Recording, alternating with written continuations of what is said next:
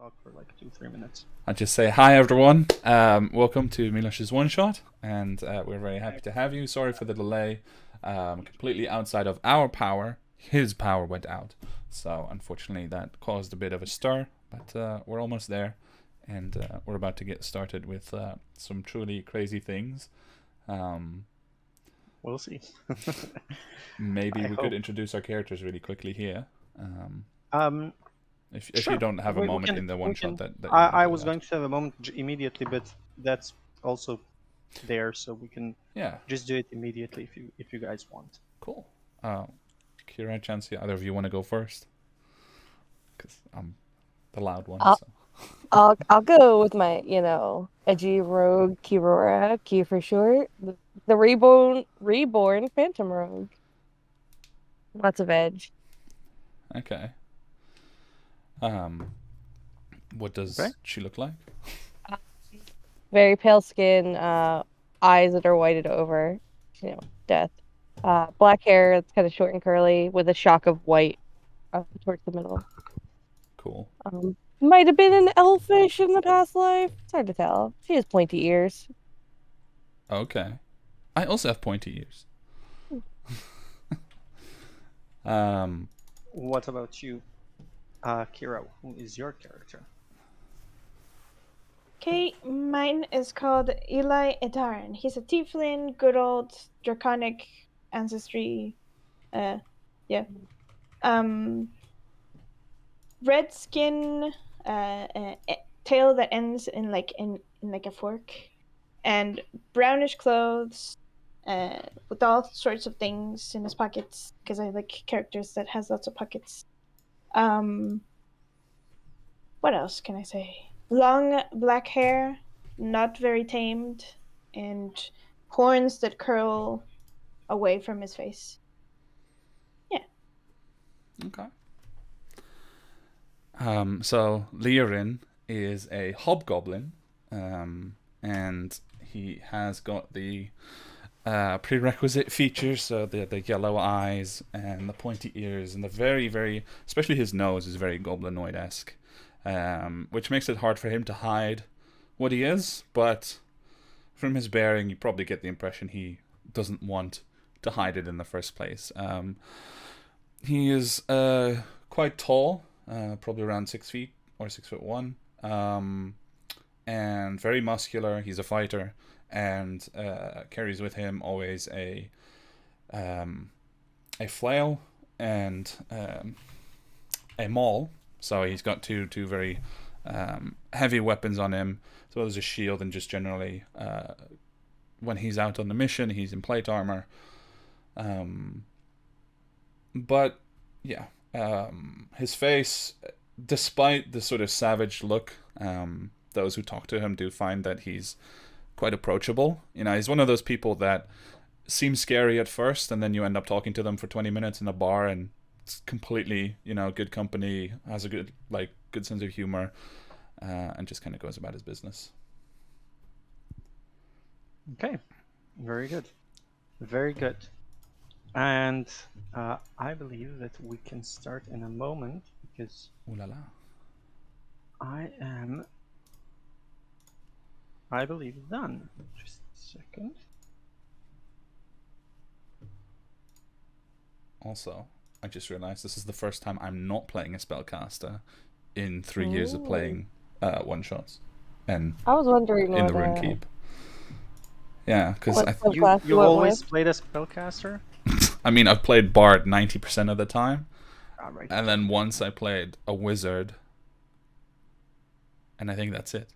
Oh wait, no, I played one that was a fighter also, but that was the Yeah. level 20 throwaway. Yeah, we were just fighting you. I was just having you guys fight a Tarask to see what could be done. True. You annihilated that thing in like 2.5 rounds. Like 3 level 20 characters against a Tarask is like an absolute joke, especially if you have a fighter in there with 8 attacks who does on average like 35 damage per attack, and then crits a few times. There's nothing left. Okay. I think we can start then. If Alright. everyone is okay, we can start. Yep. Okay, so just for introductions, this is a one-shot that we had to take a break from our usual campaign because one of our players is off on a vacation, and we love that. We hope that he's enjoying this. Come on, Kevin, we do hope that he's We do. enjoying his vacation. Nicola will be back next week. We're playing next week, correct? Mhm. Yeah, Nicola will be back next week when we're continuing on with our very, very I wouldn't say mysterious currently because we don't know most of it. So very strange story about Ashenheart and their leader Barnack, of course. I mean, no stories about Barnack. But today we're going to be playing in a completely different world. So, I forgot the bot, Kevin. Ah, yeah, I wouldn't know because I have it muted. I know, but I forgot it. So, That's just okay. a moment. I'll be right back. For some reason, I'm getting called. Just Yep. stealth. Roll stealth quickly. Kevin, where did we put? We didn't. There's no. Yeah, you have a bot command channel. I don't. You got me back to the player. Oh, hold on. I don't know. That's okay. There you go. That's It's fine. back. There it is. Okay. Bot command. Bot channel. There it is. Okay, so let's wait for Chansey and then we can start. Also, for everyone on the stream, I apologize, but I'm used to playing music on Discord bots, and I'm also used to playing music that I have no idea whether it's copyrighted or not. So Kevin will be streaming without the music, but okay. Kira and Chansey will be hearing the music. Also, on that note, Kira, you should probably turn and you, Chansey, you should probably turn the bot to like 25-ish% because it kind of gets loud sometimes. Don't try to put it on 50%. You're going to lose your mind. It has 49 and 51. So Yeah, don't. Why would you bring that up, Milos? Really? just to remind you. Okay, so let's start then.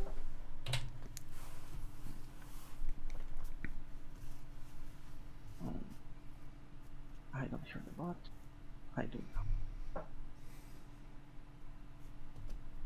Okay, so welcome everyone. Welcome to Etheria, one of the biggest continents on Thariel, and a land full of adventures, misfortunes, legends and myths, dungeons and dragons. It entered its fourth age around 7 centuries ago, after the Holy War against the demon realm had been won. The demons were driven back from the material plane, and they were scattered around other planes of existence, mostly back to the abyssal plane. And it was time to rebuild. So rightly, the following period was named the Time of Rebuilding. And so the Fourth Age began, the Age of Mortals.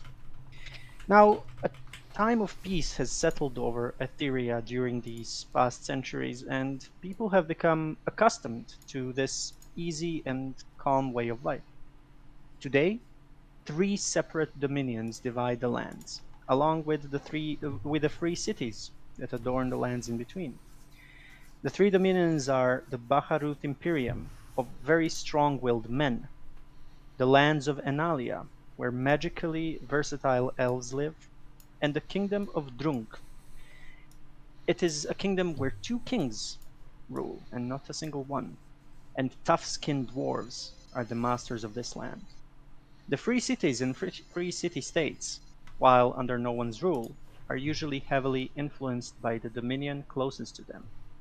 There are only a handful of truly free cities left in Etheria, and powerful nations and dominions are still trying to spread their hands of influence over them today. Yet, with all of these power moves, people don't fear subjugation as much as they still remember the Holy War and the fear that these demons brought. However, our little story doesn't really begin in any vast dominion or empire, or any free city, or any actual place on the geographical map. It starts in a particular moment, a blink of an eye, a blink of an eye of three distinct people who share stories that had connected them before this very moment. Three people in front of you. Lirin Honorbound, a very tough-skinned and very honorable hobgoblin. Kirora, can't hear myself, sorry. Kirora Night Spirit, a reborn rogue who doesn't know much about her past. And of course, Eli Edarin, or Edarin. Uh, Eli Edarin, tiefling, a red-skinned tiefling. And these three people have just blinked and appeared somewhere completely new. They were doing their something, you can't even remember exactly what. And now you feel a wooden floor just below your feet. And this floor creaks a bit. You look around and you notice that you are on a ship, of sorts at least. And you're traveling in this eerie, green-hued, never-ending sea. There is a feeling of soft wind on your skin, but no sounds other than the ship creaking. No feeling of smell, no taste in the air, nothing. You look up, and the starless night above you doesn't offer any sense of direction. You realize that the ship has no captain or helmsman. A magnificent ship of the line, it seems, and it's just slowly traveling the waters, seemingly with no actual destination. You three get up to the stern of the ship, where the helm is, and you look around. No one is steering it, yet the helm seems to be slowly swaying as if it has a will of its own. At one point, the helm just turns to the right a bit, and the ship, as if moved by an invisible hand, also turns to the right. You look up and you see three doors, three quarter doors, true quarters probably, but they're completely different. One door is completely ornate, one is a bit wooden and bloody, and the third one looks heavier, like a door you'd find in a castle of sorts. All three doors have keyholes in them, and from these keyholes there is grayish mist slowly seeping onto the planks below. And as the ship slowly continues on, you hear a voice from behind you. You hear a voice saying, um, "Where to, my captains?" And you turn around and see this beautiful elven woman with her hands bandaged.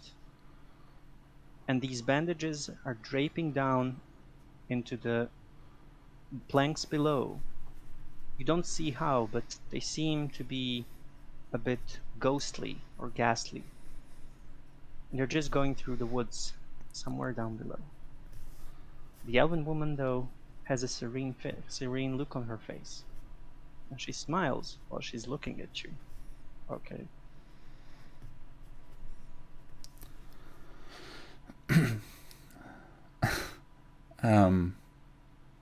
Lirin looks perplexed and towards his companions.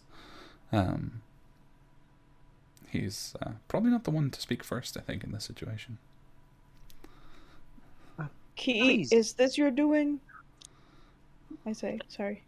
Yeah. Why would you blame me? I Well, don't know. This dude looks. I'm not the magic user. Well, I didn't do this. I thought maybe because mist usually means dead or ghosts. I don't know. There's a lot of assumptions here. I don't know what happened. Well, you are both somewhat correct, the elf lady speaks. Green mists and dark mists usually are considered death or something close to that, but it's not that simple, really. You will learn this in time. However, I do promise that while you're on this ship, nothing nothing bad or nothing evil can happen to you. This ship, you may say, is your new home, or crossroads of sorts. I really like this. Got This a word, home. crossroads. Why would I need a new one? Oh, well, sometimes moving is mandatory. Says who? Well, the laws of the world, of course. I just looked to Key and I go like, can you find out why we're here? I can ask questions. Yeah, she's more your Oh. type. That reminds me. Very good questions. So, you're here because you three have caught my eye of sorts. My name is Nia, by the way. Pleased to meet all three of you. I'm Nia, and I don't think any of you have ever met me before. Actually, I'm quite sure you haven't met me before. Yeah, because no, I would have remembered. Very good. Eli, I would have remembered as well. However, as I said, this is your new home, at least for a few moments.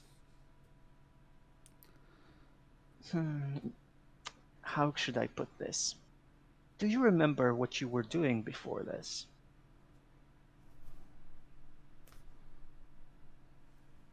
I stay quiet because I don't want to admit I don't remember. Last thing I do remember was helping someone move. But I thought that was days ago. Wasn't? Yeah, this place here doesn't really. She looks around and you see that she's looking at the sky, even though there are no stars. She seems to be measuring something in the sky. And then she says, yeah, this place doesn't really have, or rather, it doesn't obey any laws of time or space, does it? It's okay, though. You don't remember what you did before because it just happened, didn't it? You just blinked and came here. And that's how it is for most people. They close their eyes and open them up. Most of them, though, don't find themselves on this particular ship. No. They're usually in boats, slowly going further along this amazing, amazing sea. Are we dying? Well, no. Dying would mean being in pain and having a chance to not die. You have currently passed on, though. I just, like, immediately my face just turns to Key and I just stare at her. I just kind of whisper and go, look, I already died. I don't recommend it. Sorry, but I can't, the mic isn't picking it up. I just whisper, I've already died. I don't recommend it. It's kind of like, Yeah, well, apparently now we both have. What did you do? Can you remember what you were doing? I don't remember anything. Do I believe? Key? I I am an innocent person. Yeah. So, you do remember, you do trust Key. You don't have to roll for insight here. Key looks very, very honest. However, the moment you say, have you've died already?" Nia looks up and says, "It's a bit different this time, though, because you've caught my eye. All three of you have done things in your lives that could be connected to me, I believe. So, yes, you have passed on from where you were. That doesn't mean you cannot go back, does it?" And she kind of moves a bit, and you see behind the ship that there is a cliff.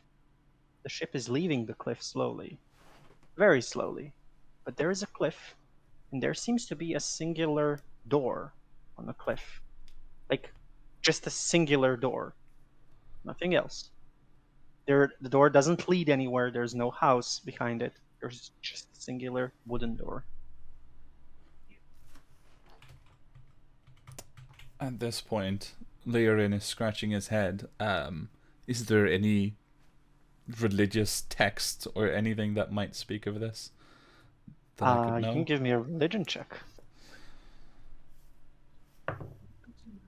Oh, a 17, just on the roll. 17 on the roll. No religious texts really talk about this, but Lirin would remember a few things just by traveling through the cities and everything. Lirin would remember that from the pantheon of all gods, the god of death, Turnus, has always said to be just. However, it is said that he has also been once captain of the ship of life. That's how it was called. The cliff itself and the door have no meaning behind it, at least as far as you know.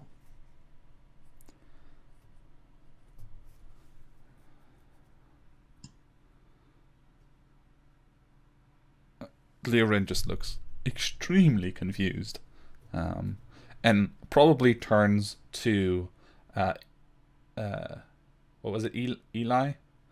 Sorry. Eli. I looked at the word and I was still confused about how to pronounce it. Sorry. Eli, and just kind of like he's trying to formulate a question, but he can't even get there. Like he's just. Okay, so you say we caught your eye, and there are many other boats that people wake up into.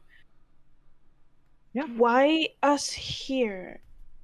Well, Why are we here? Why did we catch? Don't mention what we did, just in case.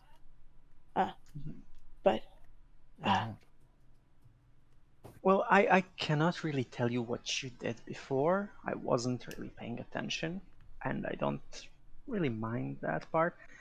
What I can tell you is that I've spotted you three on a singular boat, and I've seen who you are, and then I had to get you here for at least a chat, if nothing more.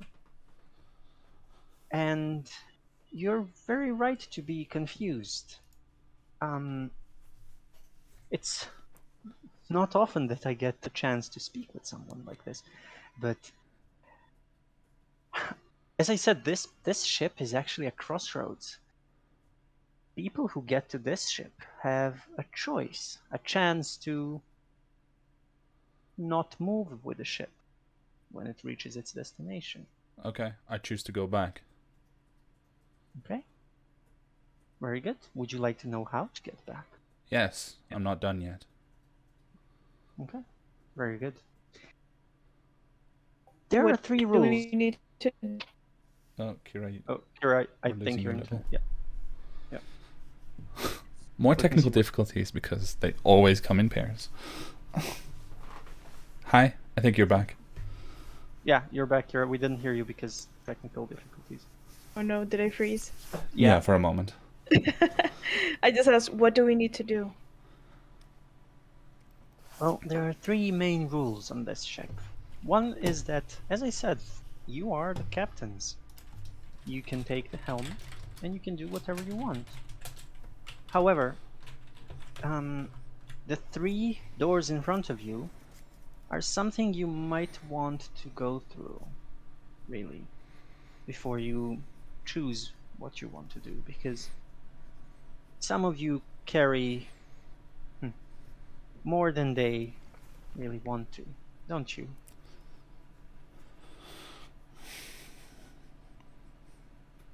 The first rule is that you cannot really take the ship back unless you go through these three doors. The second rule is that after every door, I will be able to answer one question and one question only. Not one question each, but one question only. So you can think about the question and ask me. That means you get 3 questions in total. And the third one is, people really always do have a choice here.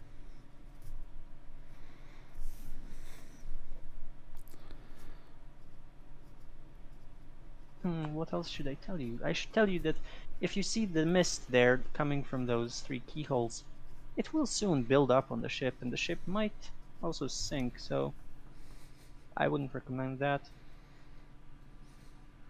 The ship can sink. Yeah, every ship can sink. I mean, for mist, so that seems a bit odd. Yeah, this mist is more of baggage of sorts. I really don't understand what's going on. And I just look left and right to see if they have any more comprehension than I do. Just because I want to know what would happen. If, say, we didn't go back, but rather continued on this path, what would happen? Our ship would still sink? Would we go If somewhere else? if you didn't actually deal with the mist, the ship would probably sink, yes. However, if you dealt with it and wanted to go forward, you could just take the helm, or rather, you could even just sit by. The ship has a destination in mind.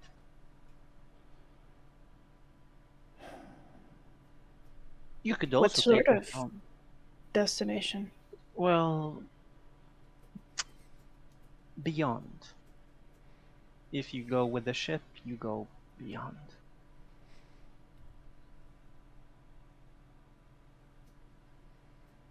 Beyond where? Beyond the existence you knew. So death. Well, you go sometimes into a peaceful land, sometimes you get to a very fiery place. But you go beyond, yes.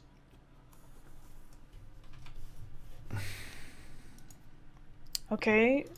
I look at Ki, I look at Liren, and I say, I don't like the randomness of that beyond.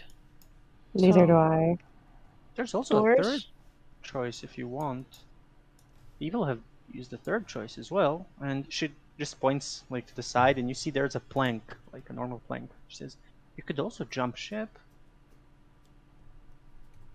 And what? Float endlessly in the sea? Oh no, no, that would be torture, of course. Jumping ship also means a big change, because you see, come here, come here, and she like basically beckons you to get to the edge of the ship, and she points down and she says, "Can you not see all the possibilities down there?" I'll follow, but I'll raise my maul to my shoulder and just kind of hold it there, just so I'm a little more prepared in case she suddenly turns into an evil person. Okay. She's looking at the sea that is completely like, it's dark, so it's black, but there are like just hues of green glint, some like everywhere, but it doesn't offer any kind of shape or form. It's just slowly shining. Why are we getting this choice? You said you noticed us. Why? What for? I did. I did. Hmm. Let's say that you 3 have been marked by destiny of sorts. You see, all people that come to this sea, most of them just are inside boats, and they continue on. Some people, though, shine more brightly than others. Some people are sometimes predestined to do certain things. However, life is not a certainty. And sometimes those people just don't get the chance to do that. They don't get the chance to live through life to do what they were destined to do. Because, as I'm sure you know, there is not a singular force driving the world. There are many. Sometimes they bicker. Sometimes they fight. Can you be sure you don't have the wrong people?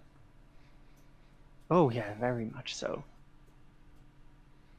do I believe her? You can roll an insight check.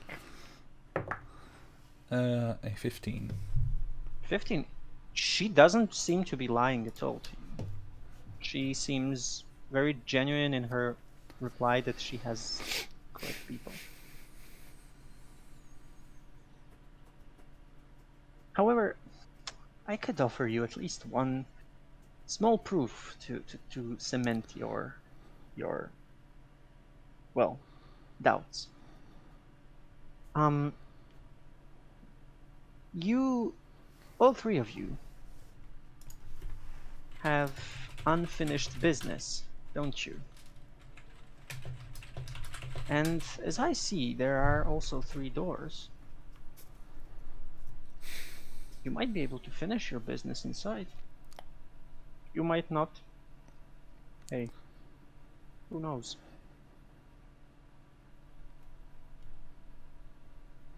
But the proof is this. If I had the wrong people, those 3 doors, they wouldn't really look familiar.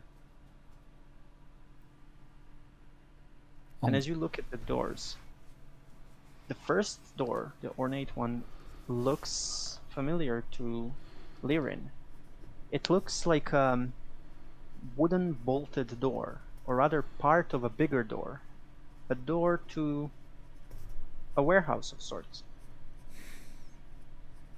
The second door, the door that is just bashed a bit and bloody, it looks familiar to Yuki. It looks like a door where you basically touched the door and left part of the blood, not your blood, on it, while going away from somewhere. And the third door, the heavy wooden doors in a castle, they look like doors that are rather important. They might be to a great hall or something. And Eli, now that you look a bit closer, you know that these doors lead to a library of sorts.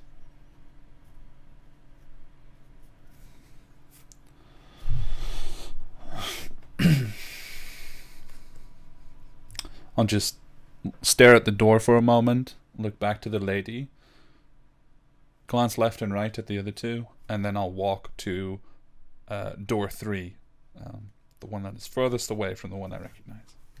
Okay, so you walk to the heavy doors that you, Eli.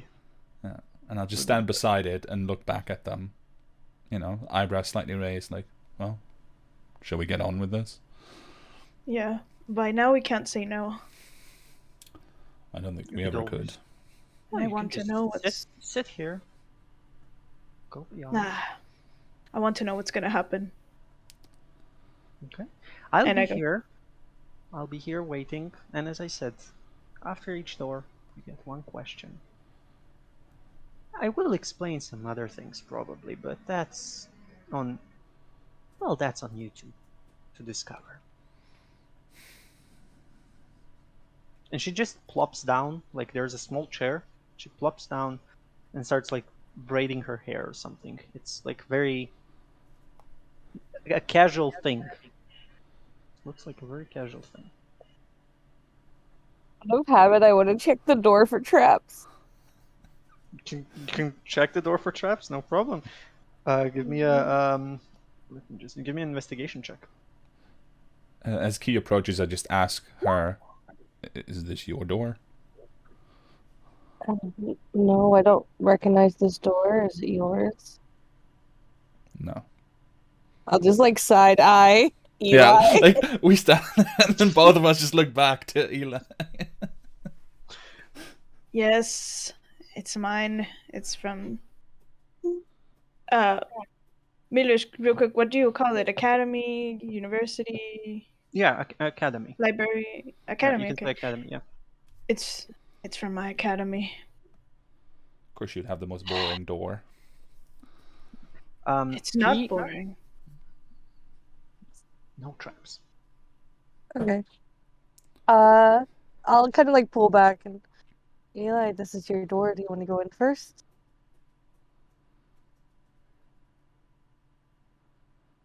Yeah. We're Okay. right behind you.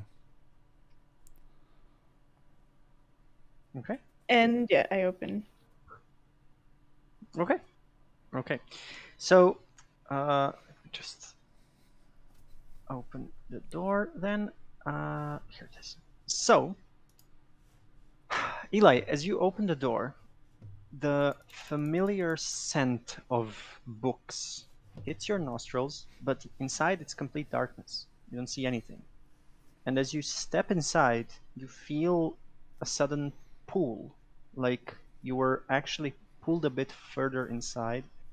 And it's a very weird feeling because as you look back, the door that you went through is almost like it's going away. It feels like Lirin and Key are going away. But Lirin and Key, in your mind and in your perspective, Eli is not moving at all. Eli just stepped inside and looked back to you, like stepped made a few steps and looked back. Eli, in your mind though, you're being pulled inside, and it seems like this darkness is going to engulf you. Do you two follow? Okay. Yes. And as you follow, both of you also experience the same feeling as this unnatural it's really a feeling of not really dread, but more of a just darkness hitting you from all sides, almost almost going into your lungs, and then it just disappears. The feeling disappears, but the door behind you disappears as well. And you're left standing in this very dark, huge room with bookshelves all around and books flying everywhere. There are tomes that flicker in the moonlight. And the only source of light that you see is 4 little globes of light somewhere in the distance.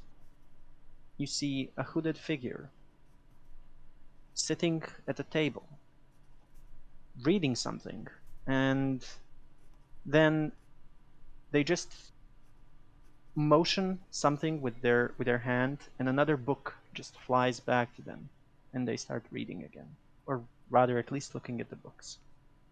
It's about 200 feet away from you. The library itself is just massive. It seems never ending. It's not. Eli, you know it's not. You know that it is a big library, but you also know just what happened here. There are no torches on the walls. There is no flame. Only 4 magical globes of light. And a man seat. So they don't provide us a lot of light, right? No. They do not provide you with any light. The only light you see is you see around you, like just barely to move, but the only light you see is about 100, or rather 100, let's say 120 feet ahead of you, where a hooded man is sitting and reading. So Key and Liren are here with me or not? Because at some point I got a bit disconnected again. Mm-hmm. They're with you. They are okay. I just say no candles here, no torches.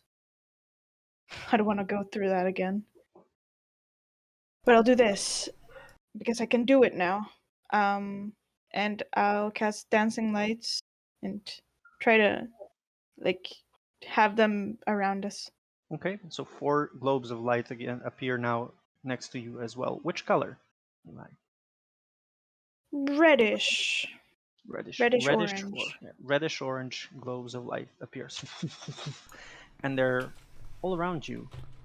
And you finally see both of you, well, all 3 of you now see this really is a library, but it looks like it's very, very posh. It looks like an ancient library. It looks like there are books that are older than life itself. It looks like there are books that are very unimportant as well, but most of these bookshelves just contain some dusty tomes that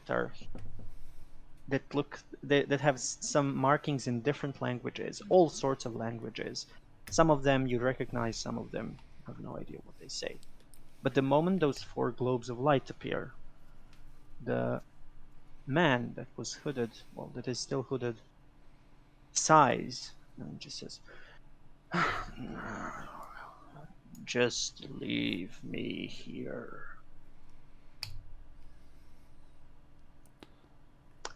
Lirin, Key, I would like you to make an insight check. That's 7 total.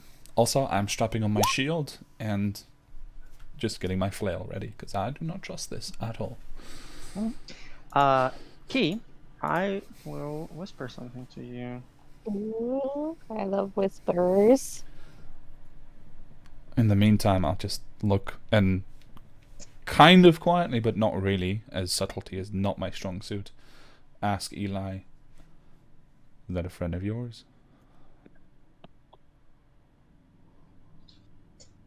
Do I remember someone like that? Not quite sure. I sent you on Discord, and Eli, you do not remember any sort of individual that would be inside like this. What you do remember is that there are two rules. One, no fires, and two, attendance, or rather, access to this library is not for everyone. Not everyone can go inside. Only people that have actually earned the right to go inside. So just seeing someone inside is telling you that they might be important. Okay, I answer Lirin. Not that I remember. I don't remember any sort of character like this, but haven't I? Do you want to approach? Wait. I want to take a few steps, and I want to sort of try to peek, maybe see if it's me looking back at me or something. I want to try to spy if he has red skin or something. Okay, give me a perception check. And I'm terrible at perception. You can also, Liren, you can also give me a perception check and Key if you want to like check for that, or rather features of this. Yeah. I don't know what to check for, so Lirin is more on guard mode. Definitely checking, especially with the whisper Mhm. appearance. Yeah. Perception. A 10 perception for me. 16 for me. 17. 17. Okay, Yeah. so Liren, even though you're in guard mode, your guard mode means that you're observant of everything that's happening around you. And you're looking around, and there doesn't seem to be any immediate danger from just the books. But as you peer around, like just the corners, you see that whenever this person does an incantation or raises his hand, or rather their hand, and just does something, they don't even seem to look at it. They just know. It looks like they know this place like their home. That's how it seems. The person itself, and Key, you're looking at the person itself. You cannot see any of the skin color or any actual features. What you can see though is that the hood seems weird. It seems like it's not only over someone's head. There might be something more there.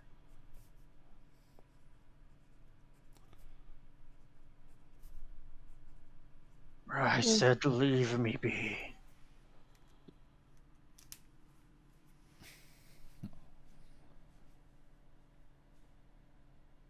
Well, we won't leave you be. That's what we know for sure. I say to the thing. Well, you should. No one comes here anymore. Just... why would you even be here? And at that point, the hooded man actually looks up. And Eli, the skin is indeed red, but it is not you. It doesn't look like you. But then it does, because it seems like this is a version of you, a version of Eli that is maybe 30 years older than you. And his eyes look a bit glazed over. There are no scars on his body. There are no wrinkles. He seems neat. He seems like he is taking care of himself very well. But the thing that strikes you most is his expression. His expression is solemn.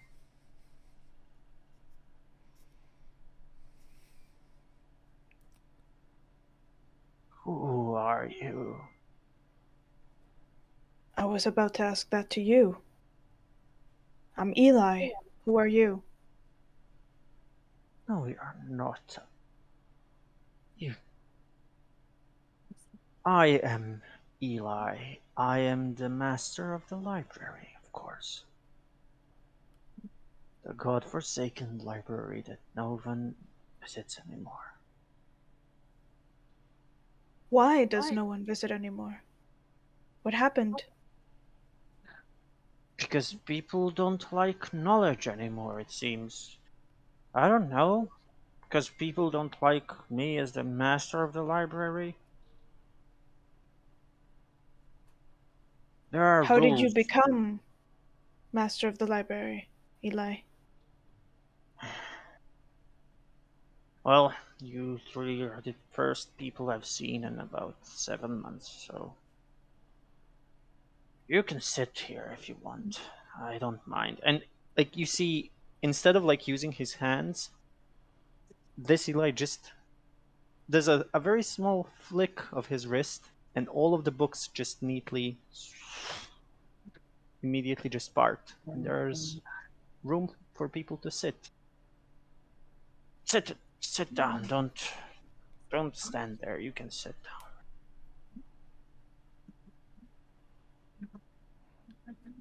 I look at Key, I look at Liren, and I sit down. Okay. After Eli sits down, I'll take a seat. I'll follow. I'll almost follow suit, but then remain standing behind the chair that I was going to sit Very on. And I will ask, don't you recognize us? I recognize you. And he looks at you, Eli. But that can't be right. I didn't look like that in about 40 years. And I look. Why do you have so many scars on your face?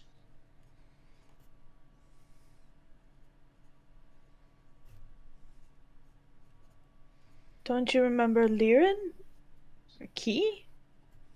Who are they? I've never met a Liren or a Key.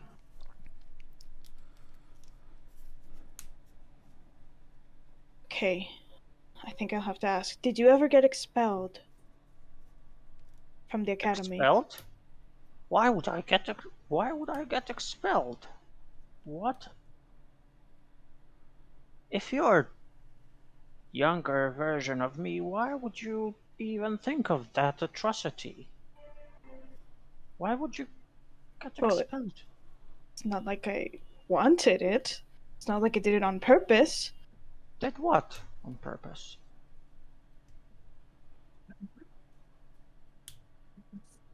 So you didn't get expelled. So that's not me in the future, guys. You in the future? Obviously. You mean sure? I'm you in the future? No, you're not. I'm not. I don't have those scars. I'm actually pretty neat. And he actually like, just puffs up a bit, and you see that he is really neat. He has no scars. His face looks, again, the expression looks solemn, but his face looks pretty clean, and he looks like he is in full control of himself. I can't lean over. Eli, your alternate self is very, very boring. No, he isn't. He's fascinating. That would have been me if I hadn't been. I don't think you're me, though. Do you know? Let's see. Question for question. If you're me, what is the name of my best friend and, well, my former best friend and teacher?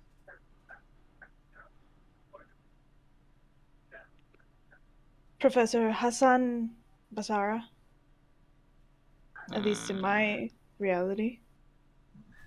that is right. How would you know that? Okay, fair We is were still fair. friends after I got expelled. We kept in touch. Mm-hmm. There's Darunia. There's also Timo. And And Talan. Alan, bless his soul. He passed Mhm. away. Wait. Okay. I guess it's the future. And he didn't take too much to. He didn't take care of himself that much. Even worse than me. He passed away of drinking. That's actually pretty. Okay, that sounds like him. Nah, fair is fair, though. You can ask me a question in return.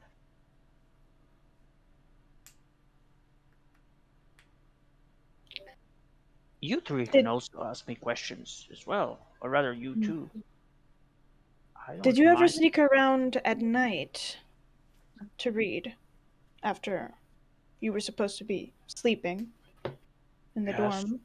I did. I snuck around at night, but I always also told Professor Hassan about it. I didn't want to get into any trouble for it. Okay, that's where we deviate. Because I would never told. That was supposed to be secret. Hmm. That's why. Why would you do that? Hassan was a good friend back then. Hmm. Because I wanted to Well, impress, I guess. I see.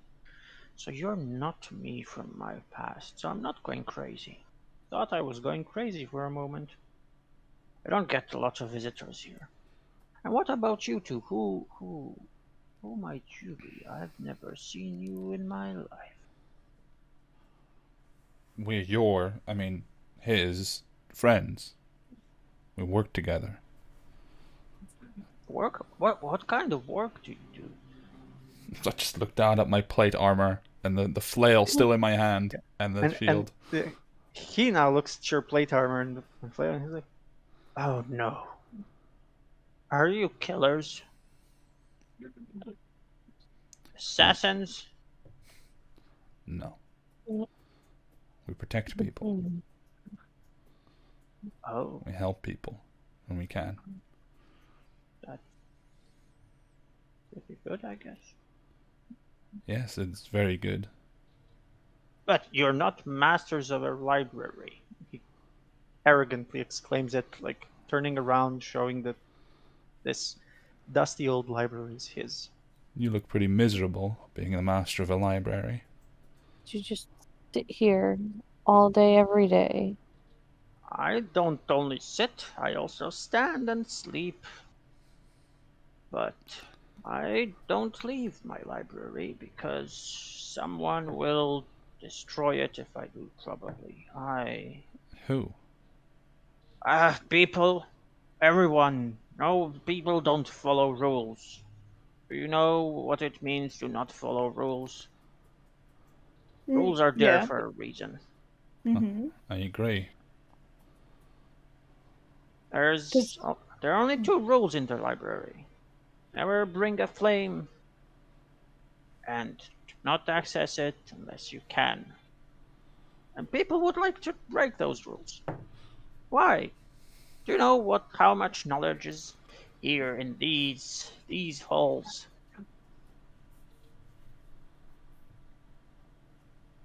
does the academy not exist anymore? Well, no, the academy is now in a different city. They left this place. Along with Darunia and Timo. They are actually well off now. They married, by the way. Why did they leave you behind? Because in the end, you are always alone in this life. And he kind of turns to the side, not really looking at you guys. I, if I may, I'll just like Lirin is about to spit in derision of that statement, and then he realizes where he's standing, and he just stops before he spits on the table. He's like, You don't have. You didn't have to be alone. I But mean, yeah, I this is a did. big library, but they could have taken the books with them. You could have taken the books with you. They didn't want to take me with them. Or rather, I didn't want them. You don't get it. No one gets it in this world. Do you know what it means to be the keeper of knowledge? It means that you have to be alone, because only you know enough. It seems like a very sad life. just look at incredulously at our Eli. Like, you should disagree. Doesn't Eli? look half bad. I wish I would have turned out like this dude. Did you say Look that out over loud? to Eli. Yeah. I will change the flail to the other hand and just like gently, obviously, smack him on the back of the head. Like, what are you talking about? Surrounded by books? You just want to sit in the knowledge? dark and be miserable and be all alone for 7 months? Stand in the dark too, as well. Nobody asked you. Shush. Wait, my character's enough and I can't wait.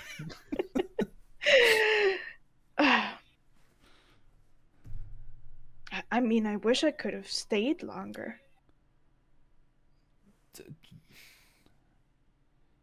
But now, what are we meant to do here? What if we bring this Eli person somewhere? Or Where are you going to bring me? I don't have anyone in my life anymore. I'm not leaving this. This is my library, and I'm not leaving it. Maybe we're supposed to find out why he's so bitter and alone. I can tell you that. Books in this library have those information. Eli, do you still speak with your mother? Is she alive? right now, she is. She helps me here and there. I stopped relying on her a few years ago. We Found a had- job, found friends, stuff to do. Because I couldn't return to the academy. Why did you get expelled, though? Why would you? What could you have done to get expelled from the prestigious academy that we have here? Well, not anymore.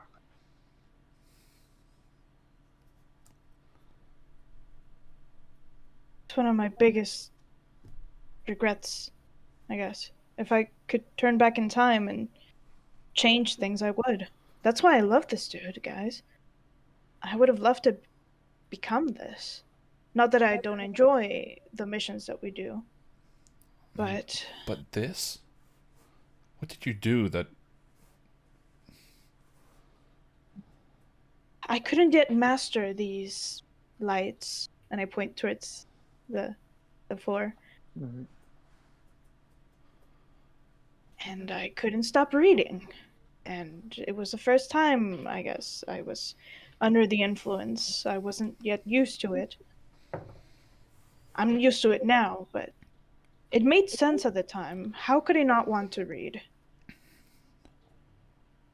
So after a night of drinking with the three, and I couldn't yet master the lights. Don't you see where this is going? You got expelled for no. reading? No. I would have been expelled a long time ago if that were the case. No. Were you expelled for drinking in class? No, that's not against the rules. Exactly. So what I'm if you guessing not. your lights weren't exactly lights. And they weren't exactly lights. And this Eli, like, looks at you this time very, very carefully. What did you do to the library? It was stupid. I get it. I wouldn't do it again. I learned my lesson. The hard way. Not even Mother could help. They didn't. And Got she stayed expelled with and you. couldn't return. Yes.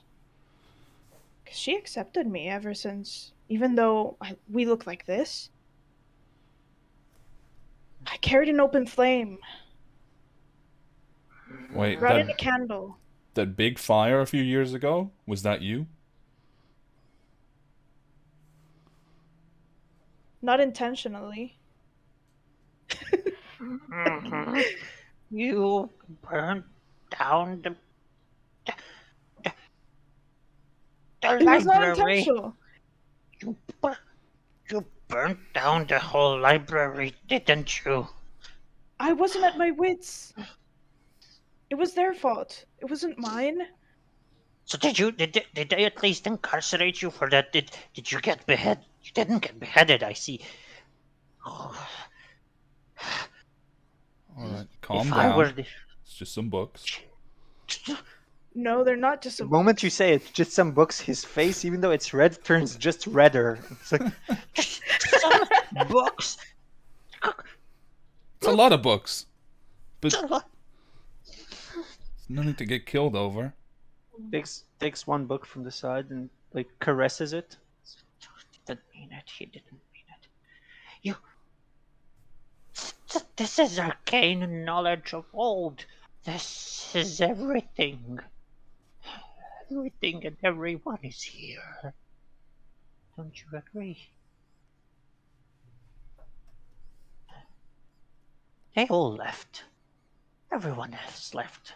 Mother also left when I didn't want to come. She got angry at me for not wanting to come home when she was sick. I couldn't leave the library for someone like you to burn down. Everyone left. Every person ever left. And now I have my books. And you would burn them down.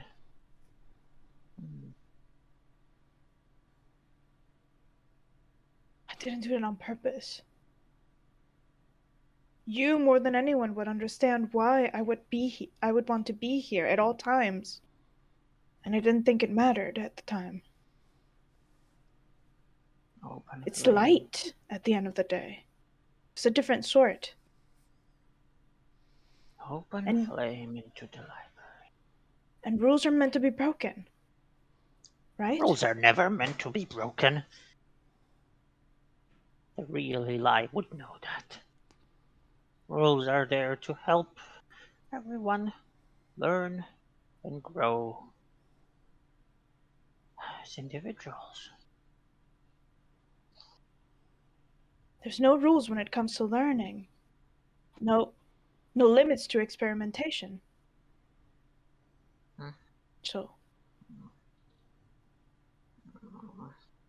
I'll give you that. Experimentation is good. But experimentation also means in safety. It's okay. Well, I'll give you that. you can stay here with me and read books as much as you want. All three of you. But no open flames or any kind of flames.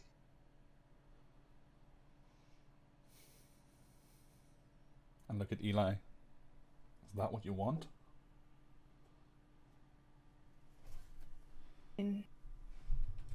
It's been nice to be back here again. But I don't think we're meant to stay. We're meant to go to the other doors. What other doors? There's only the door that's... And he points where the door should be. There's just wall. What? My mind's playing illusions again. But you did say we would have a choice. I'm guessing you could probably stay here. and waste away with this one. You could stay here. I would love to talk to myself more than I usually do. Yeah. And he actually just shuts up because he realized what he said. Nah, I can find other libraries. This is your life. I can find my own. So you don't regret what you did? What you mean I don't regret? Yes, I do. Would you repeat it if it meant being who you are?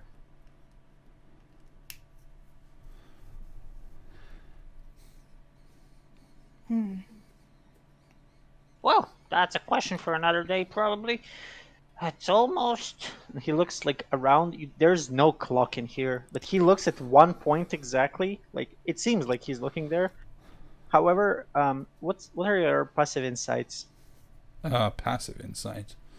That's 10 plus insight, right? Yeah, that's 10 plus insight. 15. 21. 21. Yeah. Both of you. What about you, Eli? 12? Well, yeah. So both of you can easily deduce that he's full of shit when it comes to this. He's like, it's almost dinner time. Oh yeah, that's 6 p.m. I need to eat now, so you can just stay here. I'll retreat to my dining table. You can also join me, but there is not enough food. He just turns around and starts like walking, and he sits 3 tables over. It's just 3 tables over. I just look at him and then look at the others like.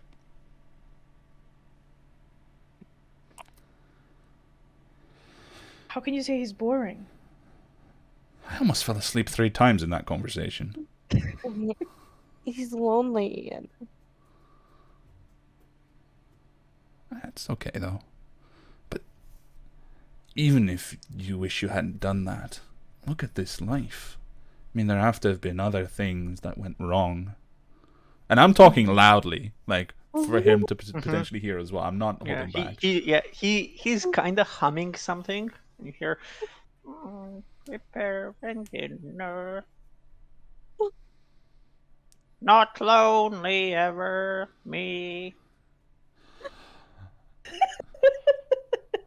Anyway, I can hardly see by these lights, so let me just start a fire real quick.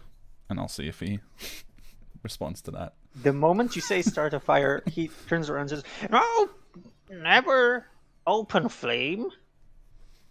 Ever. To agree, don't do that. It's flammable. Books are flammable. Yeah, so are people.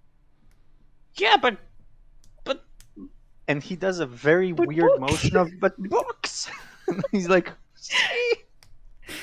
I did something similar, but books. And then And then he looks at you and says, right? Right. The same person. Deep down. Well, if there are so many books here, maybe there's something that describes our predicament. inquisitive minds. Of course, I could probably help you. Why do I have a feeling there's a but attached to that? No buts. You can sit, read, you can discuss whatever knowledge you gather. Do I have you ever heard of a sorry. I was just gonna ask, do I trust him? Inside trick. 25, natural 20. 25. He's not lying in a sense of being deceiving. He just is full of shit about probably finding what you need. Like, he has no idea what everything that's in this library. He Right. hasn't gone through it all. So, since he hasn't even asked you what your predicament is, it's full of shit. But he is very truthful when it comes to sit down, read, and talk. Okay.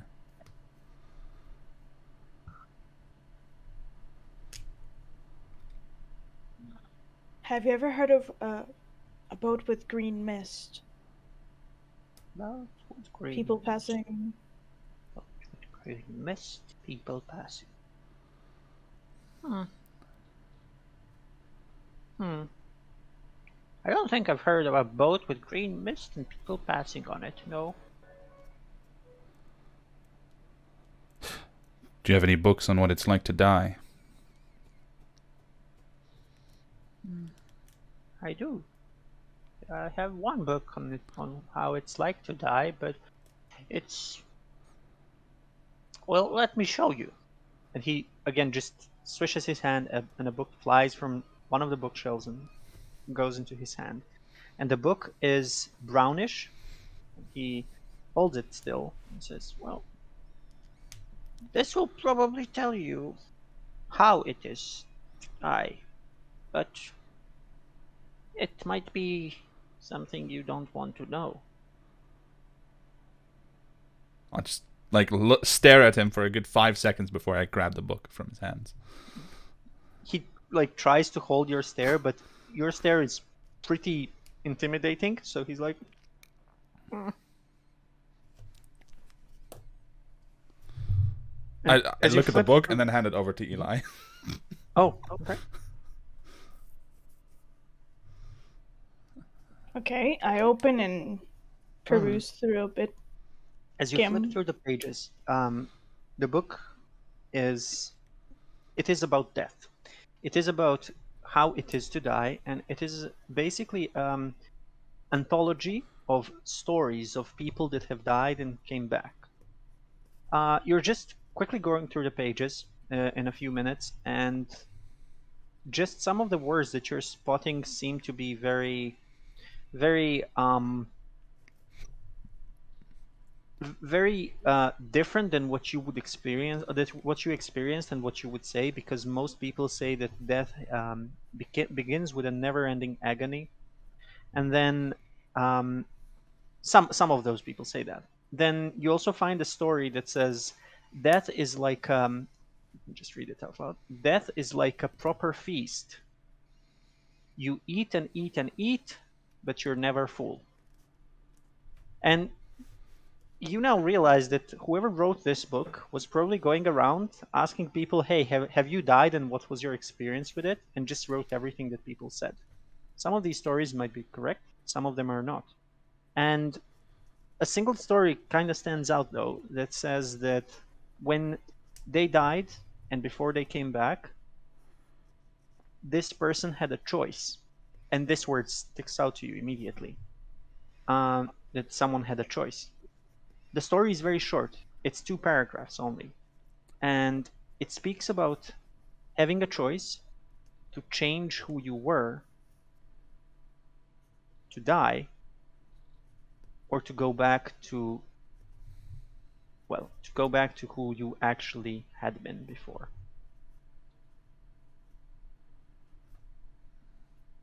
There is no name who wrote that story.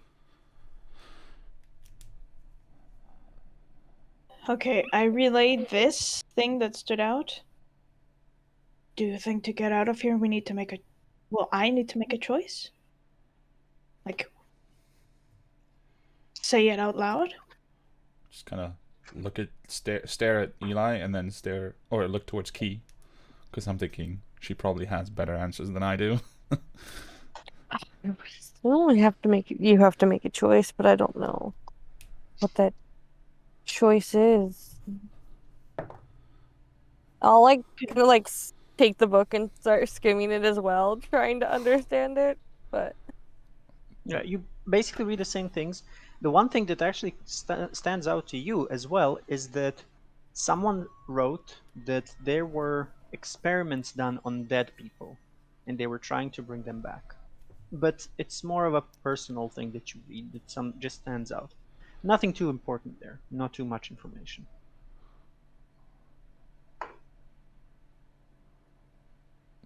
Maybe the choice is that you can be him.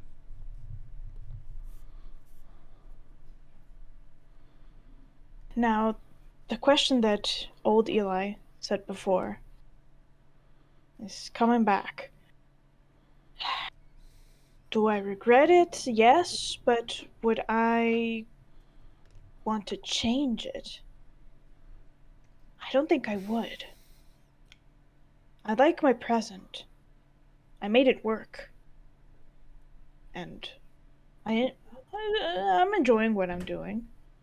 And I wouldn't have been the same if that hadn't happened. If I have a choice, I'll stay the way I actually am. In the present, in my timeline, I guess. With What's the my timeline? events. A line that describes events and Like in a progressing book? through time, a timeline. Do you have this in a book? I don't understand. Probably. But anyways, yeah. Okay. What was the name of the person in the boat? I didn't write it down. Nia. I'm Nia. sorry. Nia. Sorry. Nia, if you're listening, I'd want to go back to the way I was. I wouldn't want to change anything. Is that enough to get out of this door and go to the other ones? There's no voice of Nia, but there's voice of Eli, the older one. Says, You said that you did the unspeakable. Are you sure that you would not regret that? You burned down this force of nature that's here. Do you? Yes, I know that there are not a lot of people visiting me here, but at least I'm not known as the burner of libraries.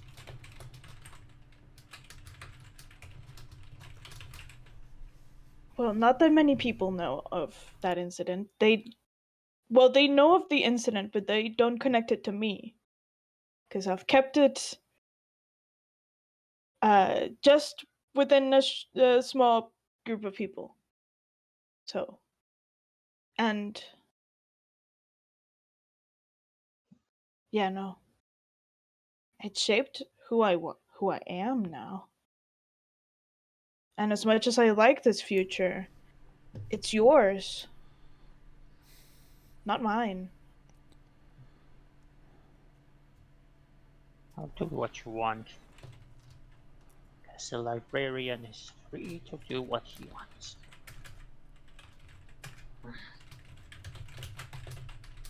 he turns around, sits at his table, and actually starts eating. There's actual food. Yeah.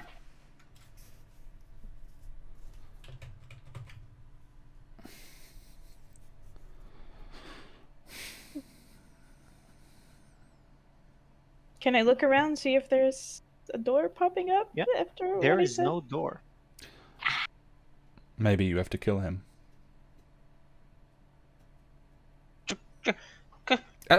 No, didn't ask. Don't need to know. It's about me. It's about him. I was going to say, if you want, you can kill me. But do not lay hands on my library. He'll turn around again. Oh shit! You young. I had an idea, but Lyra did not.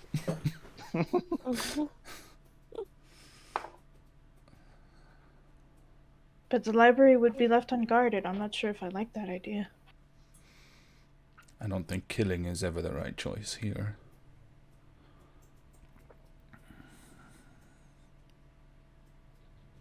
But how else could you make your choice?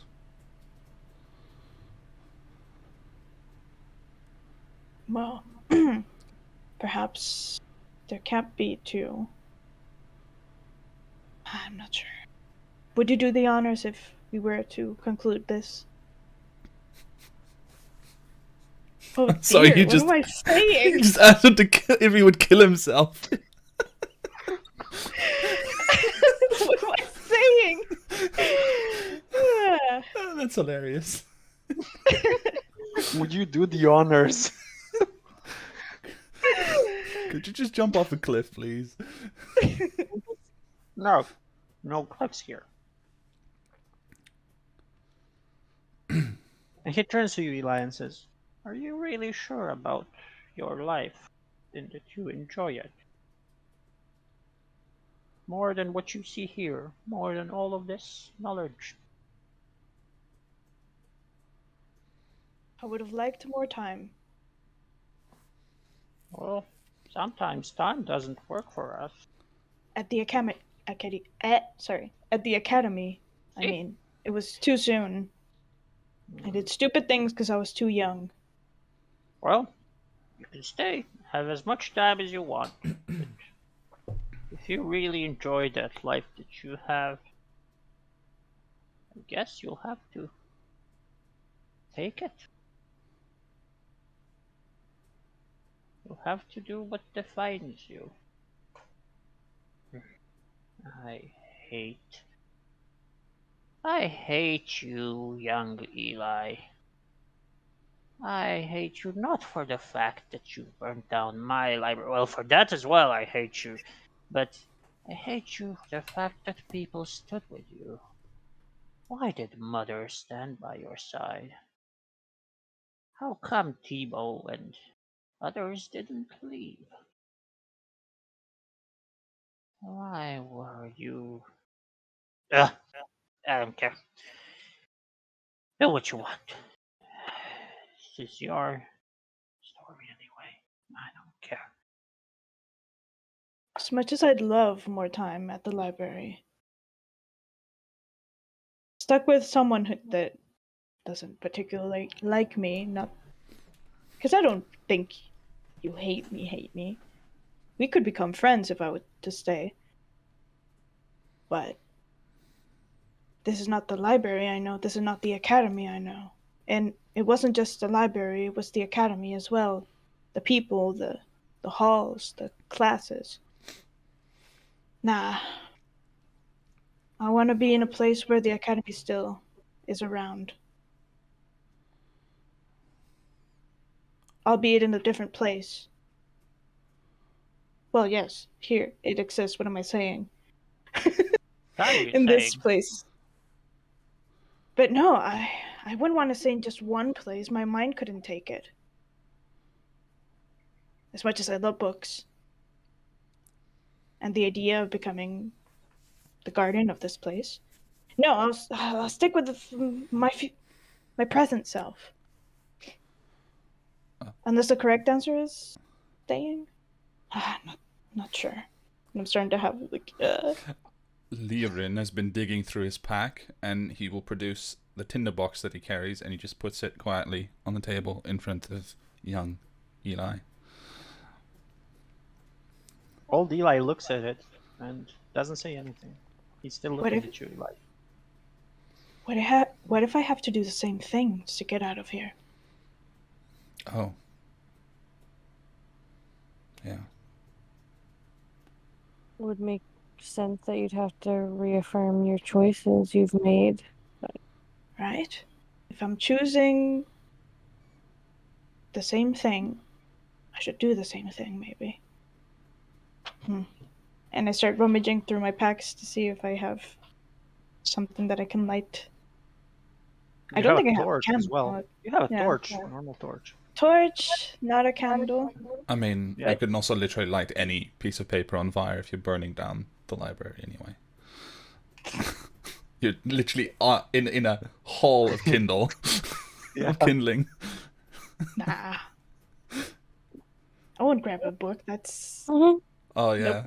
Don't burn it Yeah. directly, just indirectly. yeah. Makes it I would better, you never know? burn Makes a the book. decision easier.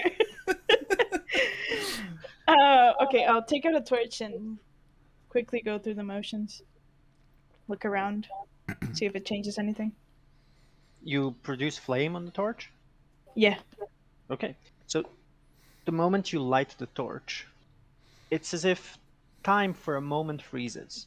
You've heard of magic that freezes time, but it's much, much higher than what you usually know. But this is for all three of you. Time freezes. The two of you are left in but 5 seconds of frozen time where you can do whatever you want. However, Eli, you, in those 5 seconds, you see this this great life of an older Eli flash before your eyes. You see how he was never expelled from the library, and how he still gets an occasional letter from some of the friends, but most of them are just to check up if he's alive or not. You see that his mother passed away, and you also see that everyone that he ever knew left him. The only person that he actually still sometimes talks to is the old professor, who is on his deathbed, yet this Eli will not leave his library. And as that flashes before your eyes, the whole library just bursts into fire immediately. And you remember the same scene from years ago. The feeling of books turning into ash much quicker than you would have wanted, much more quickly. You feel that those flames licking at all three of you, and you feel the heat coming from in front of you. But then you're slowly start being pulled back, and then quicker and quicker into darkness, and you're just expelled from the door. It also burns up and disappears. And there's the wall of a ship in front of you now again. I've got one hand stretched out because I was about to slap old Eli in the face, Okay. and then I got Yeah. pulled away. The last thing you saw on old Eli's face was a very small smile. The tiniest of smiles.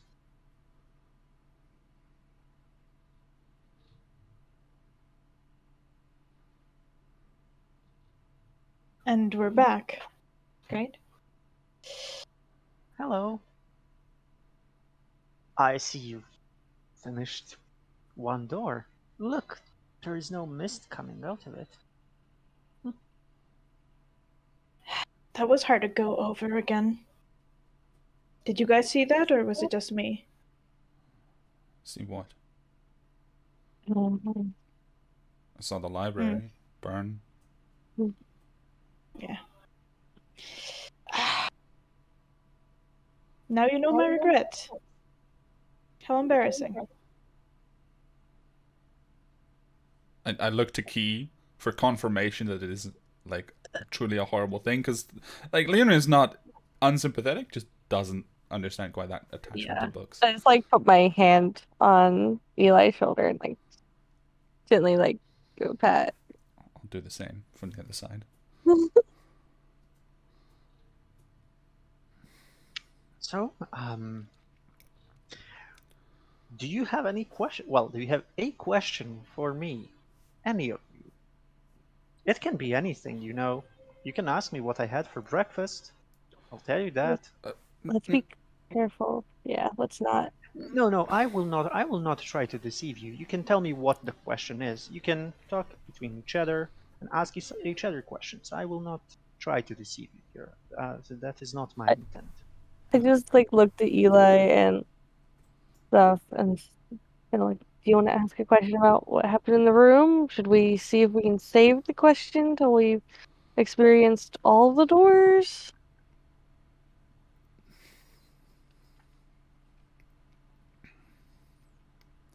I do have a question, but it's not related to my door.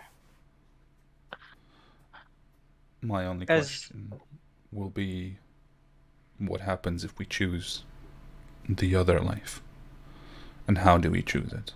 But maybe that's not worth knowing. Is there anything for Yeah. you that will make you go back? Change something? And I'll look at Key. I don't know. I'm worried about behind what's my door. And I want to know your stories. You had to go through mine. That was embarrassing. Liran just looks over to his door, very, very worried. And then you hear Nia kind of not really chuckling, like not chuckling in a bad way, in a menacing way. She's basically, you know, I don't really know what you see behind those doors. I do not follow you. Those are just your paths to take, not mine.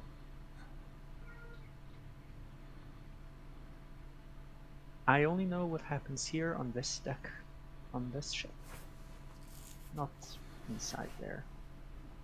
So if you're worried about something, you take in only what you bring.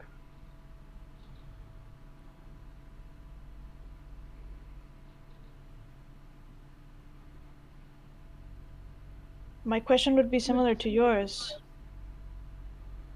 Larian.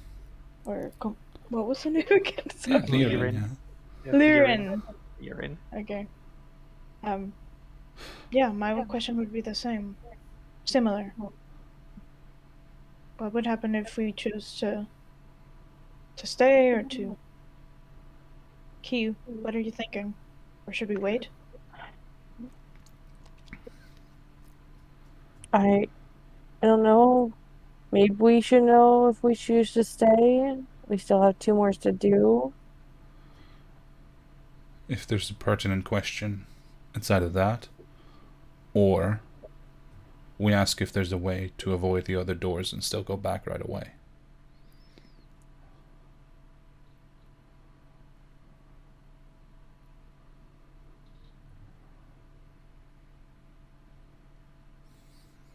Aren't you curious to see what's behind her door? You said that was what? Your regret?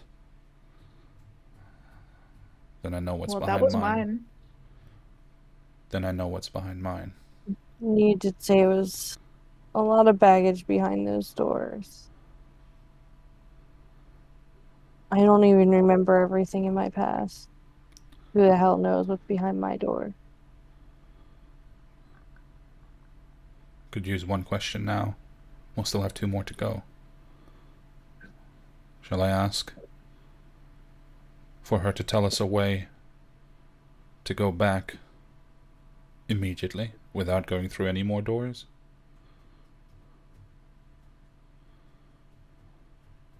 Like there's a real, I mean, Lyrin has an ability to be intense anyway, but there's like an intensity to his stare that's unusual even for him as he looks at the other two, and there's a kind of pleading undertone to his whole demeanor.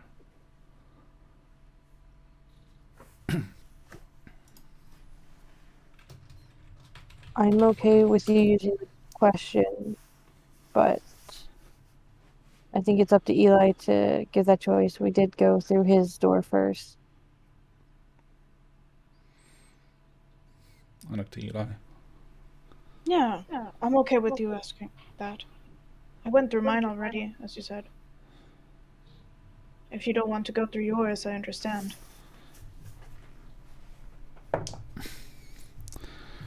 He kind of pauses for a moment and then steps past the other two, addressing Nia. Yes? Our question is, please tell us a way in which we can go back without going through the other doors. That, Lyrin, is not a question, but a request. And how do we go back without? Yeah, that is a question, and unfortunately, if you were to steer the ship back now, I don't think your baggage would let you escape sinking before we reach the door back.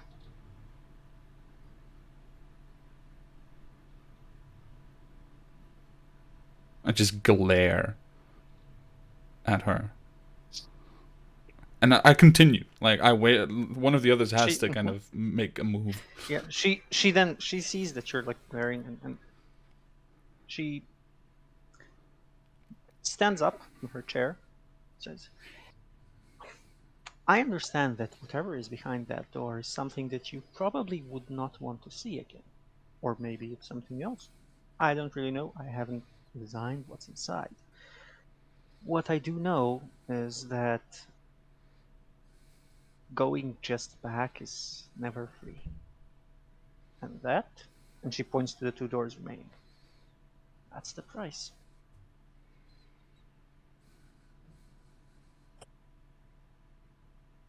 And I'm not trying to deceive you here. If you were to try to go back now, those 2 doors wouldn't let you. I'm still staring. Like, there's no movement. He's like breathing quite heavily, and yeah, he's tense. But he kind of needs someone to snap him out of it. Yeah. He will kind of go over and just stand in front and kind of grip his shoulders and just, like, looks like we might have to go through these doors. Do you want to get yours done and over with, or save yours for last?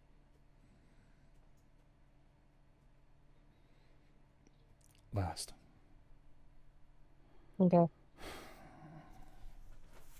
And I'll go over to my door. The door, as I said, simple wooden doors that look like just doors on any old building. But at the front, there is like a patch of blood, just like someone actually like just smeared their hand that was bloody on it. And that's how it looks. I'll like trace my hand over the blood again. Yeah. It fits perfectly. The blood is very dry. It's not there. It's very dry. It looks old. It's darker and it looks old. I'll kind of look back to the other two and definitely hesitating to go in. Liren was quite supportive of Eli earlier, but now he's just staring at his own door, so he's not even noticing your distress, unfortunately. I will open the door and Okay. walk in. Okay. You open the door, and the door slowly creaks. And as you open the door, the same sensation happens as last time. You are taken inside. And at first, you just enter a dark room, but then the darkness spreads, and the door behind you becomes further away, further away, and further away. And what about the rest of you? Do you two follow, or do you stay? I follow, yeah, closely. Okay. Question for Eli: do you look back and draw Liren's attention? Yeah, I would have said, Liren, come on. Right. I'll go through. Weapons and shields still in hand. Okay. And all 3 of you, as you enter the door again just closes behind you and then just starts getting farther away until it's left in the darkness. And before you even can blink, there is a sensation of wind on your face, like actual wind, like you're outside. And there is this smell of decay all around you, this putrid smell of death and decay. Before you even notice anything, you are standing in a graveyard. In a graveyard with 4 tombs in front of you. And all the other gravestones look typical gravestones of normal people, peasants maybe. You look around and it's the evening hours, and the graveyard seems completely empty. And there are 4 tombs, 3 of them exactly in front of you, and 1 of them to the side. Key. The tomb to the side looks very familiar. It's out of place in this graveyard because it shouldn't be here. But it looks very familiar. It's the tomb that you once exited from inside. You do not recognize the graveyard itself, but the tomb is definitely yours. The other 3 don't look familiar at all. but you do hear soft thuds of something hitting stone.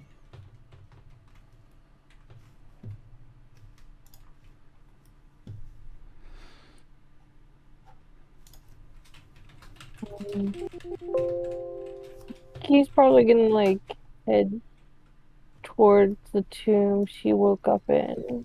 Mhm. I'm gonna try to be a little stealthy about it and just Go for it. You can roll for stealth, and you can just see. Wow, that's fine. It's a natural one, but it's 14 still, so it's 13 for stealth. Okay, yeah. So very silently you get to your tomb, and you see that it is actually a bit open. And as you look inside, there is only a very, very expensive-looking dagger. It doesn't look very sharp. The point looks sharp, but the dagger itself doesn't look very sharp. But it looks very expensive. It looks old as hell.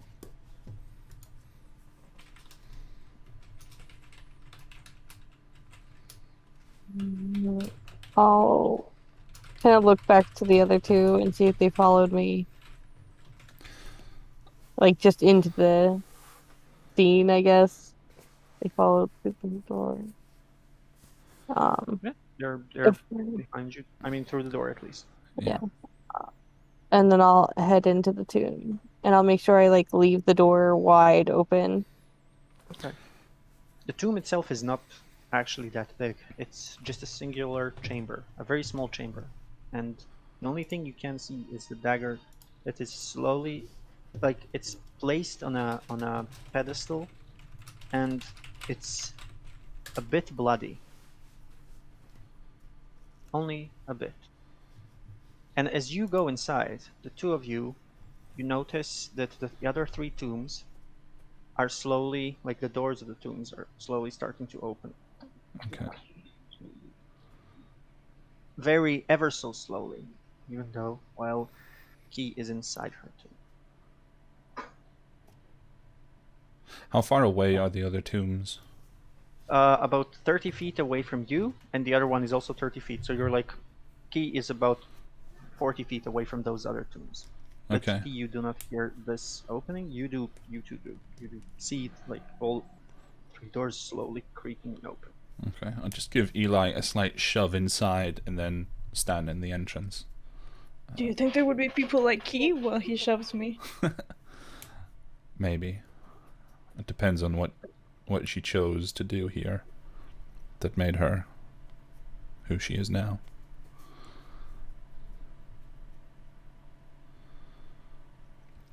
I'm gonna grab the dagger and just Okay.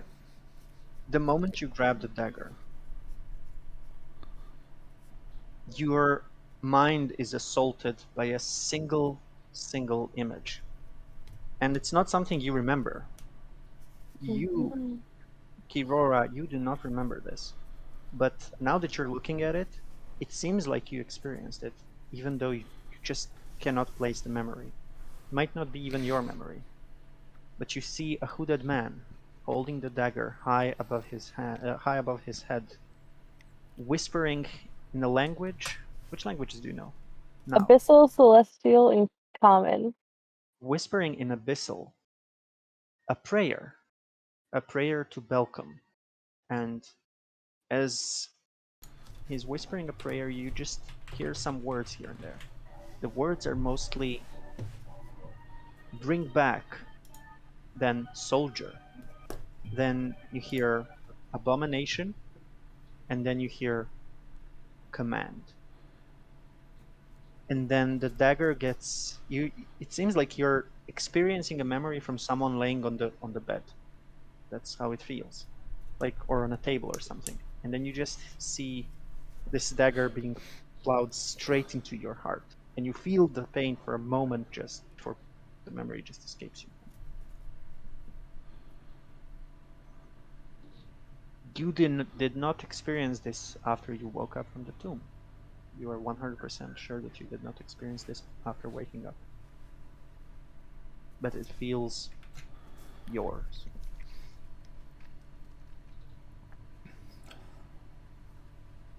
I other- immediately start going towards my friends. Okay, so Key was down there for like maybe 20 seconds. In those 20 seconds, 3 tomb doors open up, and out come 3 zombie-ish creatures, but they do not look like they are immediately attacking. They look like they're struggling to actually walk a bit. They are shorter, and after you look a bit better and after you try to see in their features, they look young. They look maybe 13 to 14. And all 3 of them are looking first at each other and then at you two. Good morning. And all 3 open their mouths. And Key, at that moment you're like basically coming there. All 3 open their mouths. But only you're not sure which one speaks. It seems like all of them are speaking, but it's like, who are you? You. And then they turn to Key. You. No. Why? Key, you remember these 3. You remember them as teenagers that tried to rob you. You remember them and you remember their faces. You remember the massacre that you did without asking questions, without maybe being in a life-threatening situation. You took out your weapons and you slaughtered these 3 children. You remember their faces distinctly. Why?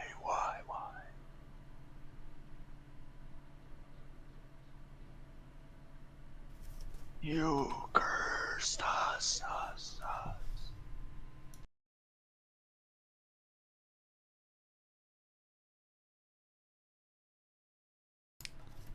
He's just frozen. Has like the dagger that she found in the other tomb. He just lets it drop to the ground. But besides that, doesn't move. Yeah. The 2 of you notice the dagger dropping to the ground, like clinking away. Key, who are they? Yes, still.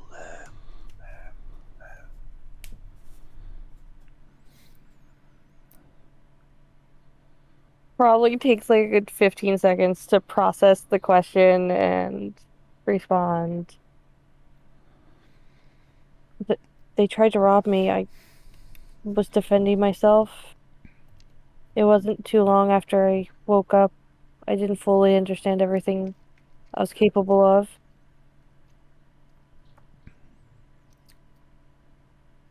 You killed them.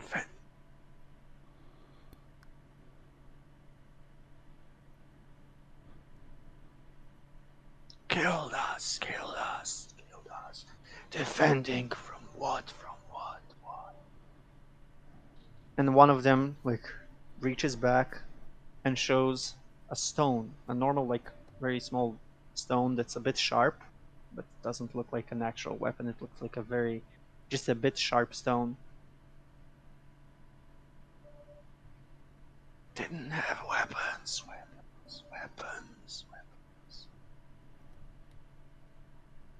Why did you curse us?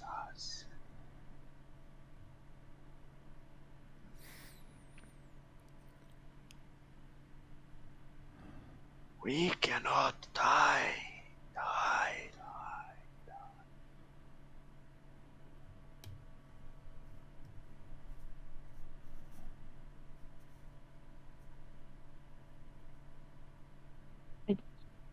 I didn't know what cursed you. I was confused and thought I was in danger, just defending myself. Danger. We were trying to feed our sisters.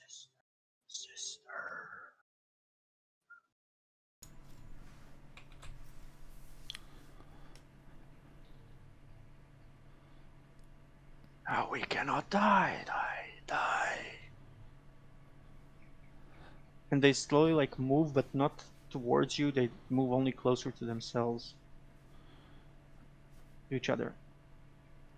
We cannot die. How long was this after you woke up?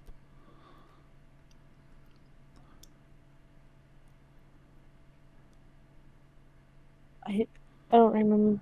Do I remember how much time? It was about a few days after you woke up. Yeah. I think. Yeah. Less than a week.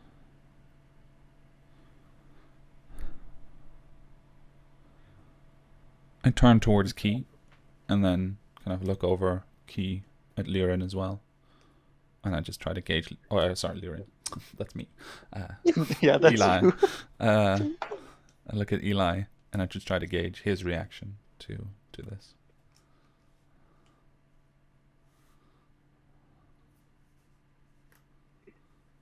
I just want to know how this curse was done. How does it work? Do you know, Key? But you said you didn't do it on purpose. You didn't know.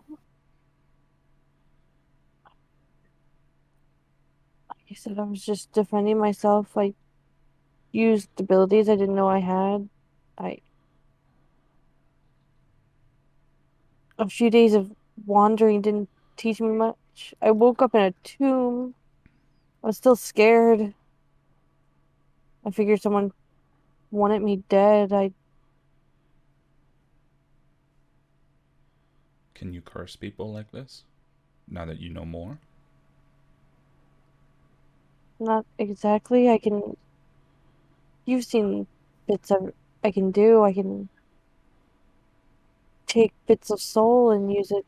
You took our souls. We cannot die now or ever.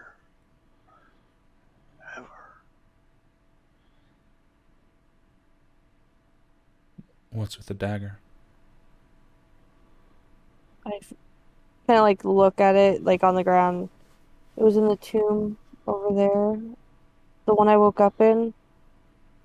When I picked it up, I got a vision of myself on like a table or altar or something, chanting about awakening something, and then it plunging into my chest.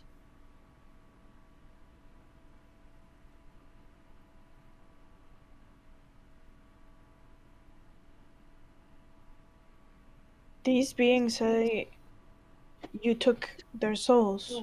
Do you happen to know where? Do you have them? I used those tokens, those trinkets, and I crushed them. I just hold on to them momentarily, and then they disappeared. Souls are lost. Help us.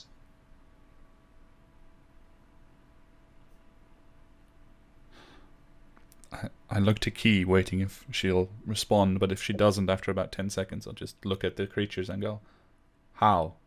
How do we help you?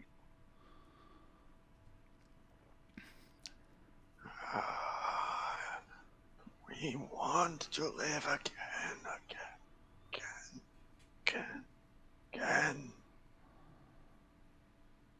Find our sister.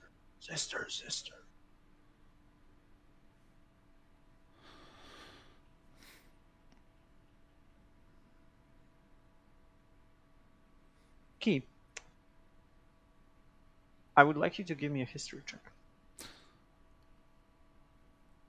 If I may, I will follow up to the creatures. Mm-hmm. Was your sister still alive when you died? Yes.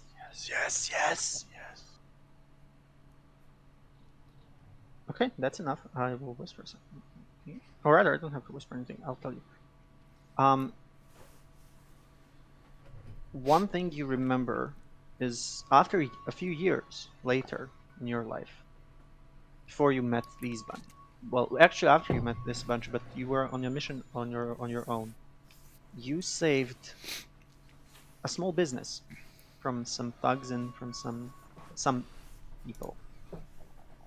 You distinctly remember, and now that you look a bit closer, that one of the people that tried to burn down that business was a woman that had similar clothes as these people, a woman that had the same auburn hair as three of them.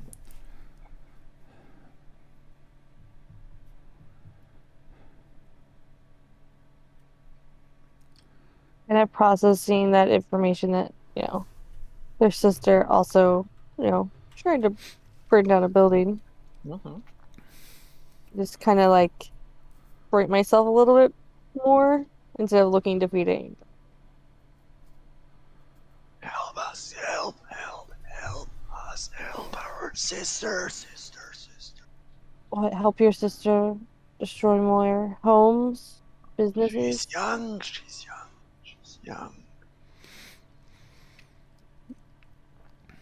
She must have learned it from you.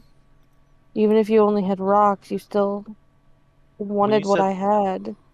learn it from you, like their demeanor a bit changes a bit, and you see them say, "You killed us, killed us. She couldn't learn anything from us. You took us away from her."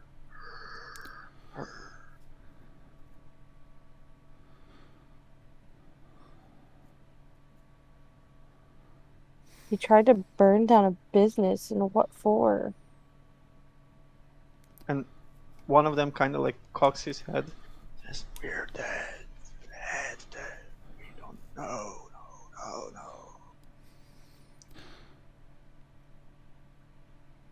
Could I have gauged how old she would have been at that time? Yeah. No problem. You can remember. It's one of the things that you remember clearly about what you did. She was about 14 to 15, Mm.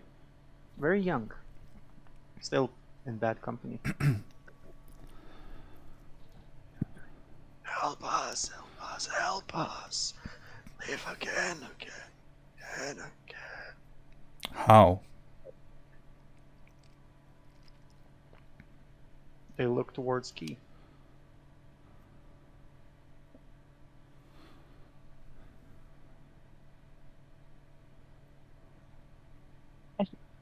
I don't know how to make you live again. Give us rebirth.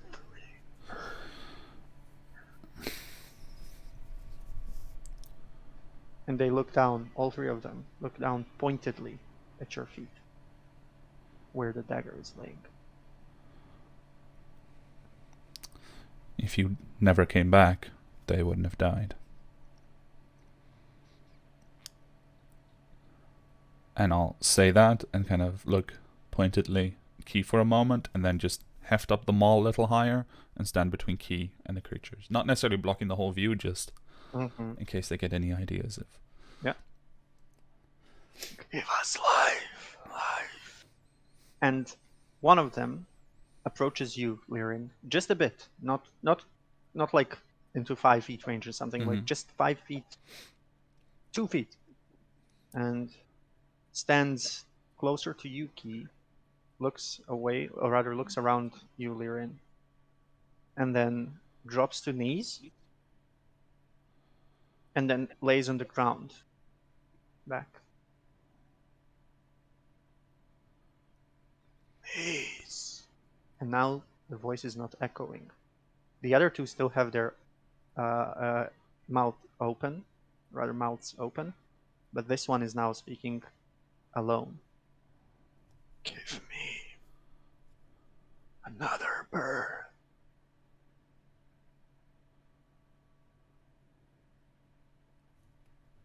I'm gonna reach down and pick up the dagger. Just hold it and I won't move. I kind of look to them and look to my friend. I I don't want to send you back if I don't know I can. What happened to me isn't right, and Even if you only had rocks, you still try to rob from me. How do I know you won't do that to someone who can't defend themselves and that you won't use them? He looks at you, and while he's looking, now the other two again start speaking. We only want to protect our sister.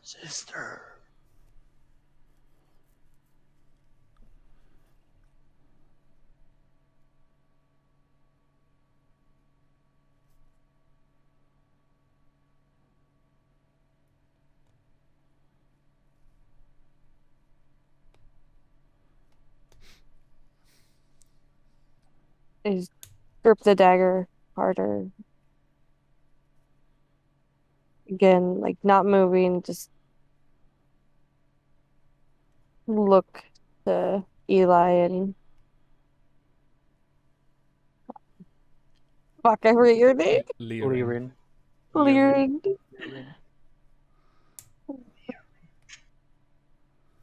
Look over to Lirin. I'll let that hang for a moment, but if you don't say anything, Lirin will chime in. This is your choice, but as far as I'm concerned, it is not your fault. I say let it be. And make amends some other way.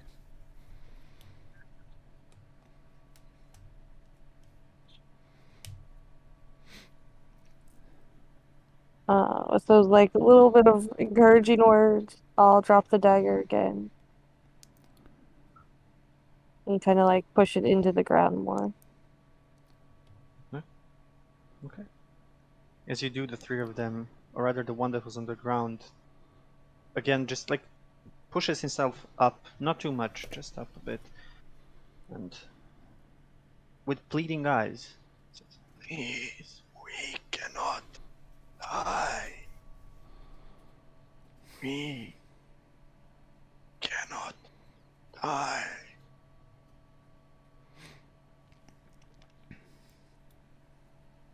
I will go over to that one. I will pull my own dagger that I Mhm. have.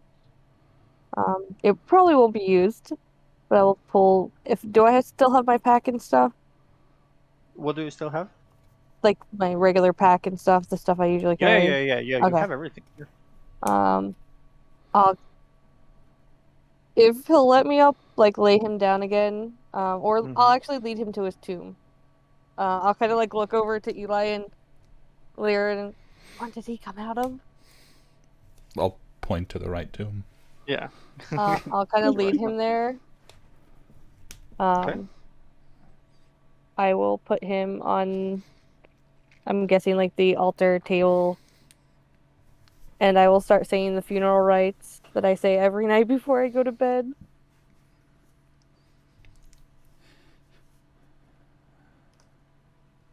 I will spend however long that is, and then I will leave him there and do the same thing to the other two. You will just leave him there. Yep. Right. Okay. So, as you do for the first one, you need a few minutes to do the funeral rites. You need a few minutes for all three of them. The two of you look as Key leads them one by one in their tomb, and in their tombs, and you hear faint words in different languages, and um, each one of them seems the same, at least from the rites seem the same. And as the third one goes inside and Key comes back out, the tomb doors themselves just start closing. And as they close, the doors to your own tomb open a bit further, but now inside you do not see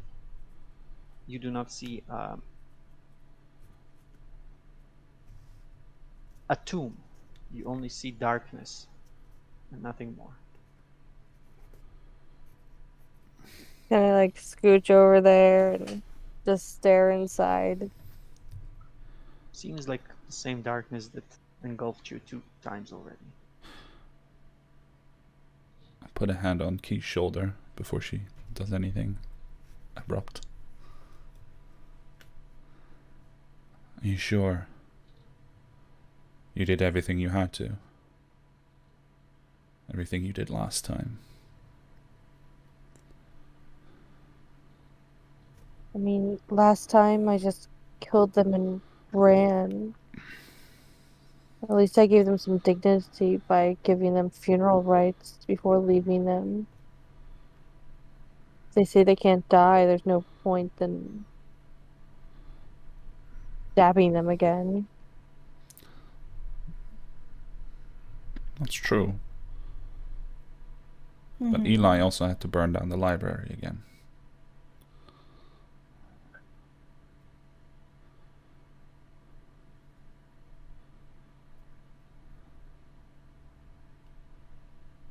Are you scared too? To stab them again? Yeah. A little bit, yeah. I don't know if it will help. I look to Eli, see if he has any thoughts. I mean, if you want to stay in this path, then yeah, similar wounds, I'd guess. Um, Key. then I will Like, but before start you move walking on, away. like Liren just kind of puts his other hand on your shoulder, putting them all down, and just looks you in the eye and just says, "Do what you think feels right.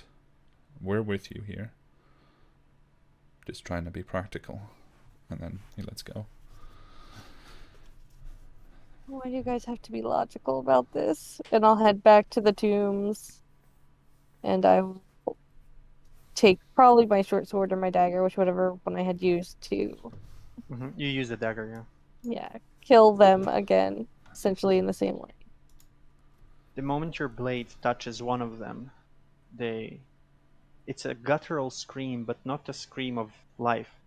It's a scream of undeath. And as they scream, they fall silent. But you see that their arms are still moving a bit. And the third one, as you finish the third one as well, the third one whispers, "Never-ending curse, I see," and just stays there. None of them thank you. None of them say anything else. And they're not moving.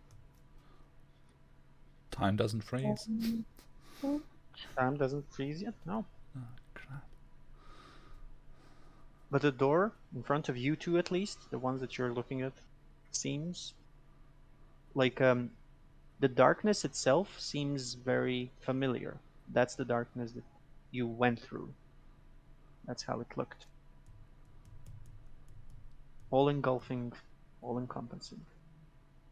I will head back to them and Okay. again stare into the darkness for a minute. And as you do, the three tombs open again, and you see all three of them again coming out and saying, "Help, help, help." And at that moment, you're just pulled back into the door where you were. And the two of you now, Eli, this is the first time for you. Nothing happens. You have 5 seconds of darkness. Leorin, you remember this. You're just traveling back to the ship. Key, in those 5 seconds, you do not have any glimpses of your own life. You do not have any glimpses of another life that you could live. You only have glimpses of three brothers constantly going out of their tombs, trying their best to find help, but people attacking them. And as they do, they just defend themselves as you once did, killing innocent travelers over and over again as three zombified wraiths. And they keep on killing, and they keep on wailing for help, for someone to break the curse that you put on them. And after 5 seconds, you're back on the ship, the wind again hitting your face, Nia sitting down again, and you're 100% sure that what you saw, what happened inside, might be how things actually are.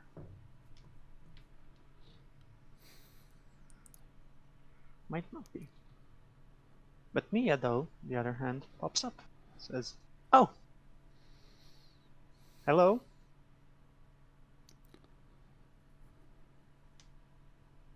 "Oh, look, wait."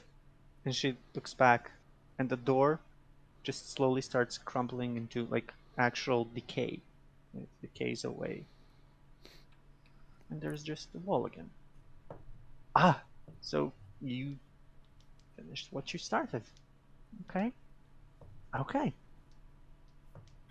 I've read about undeath before, but this was fascinating to witness.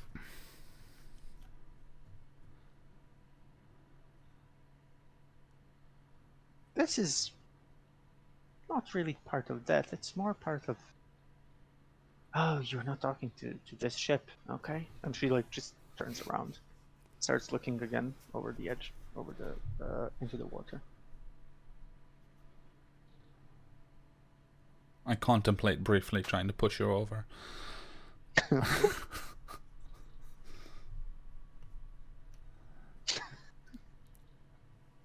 Well, do we have a question?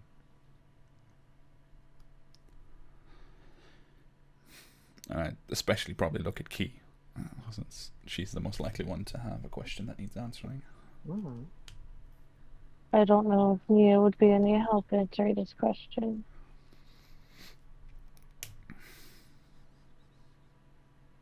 You can save the question for later. It is fascinating, though.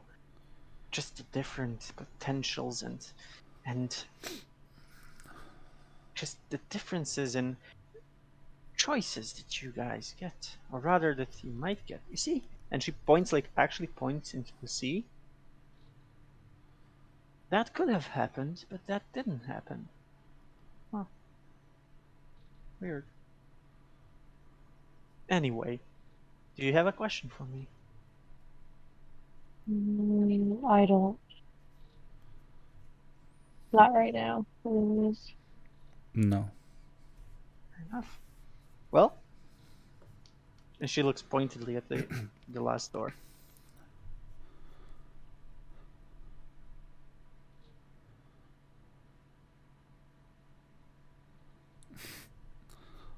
Liren Lyrian, want to?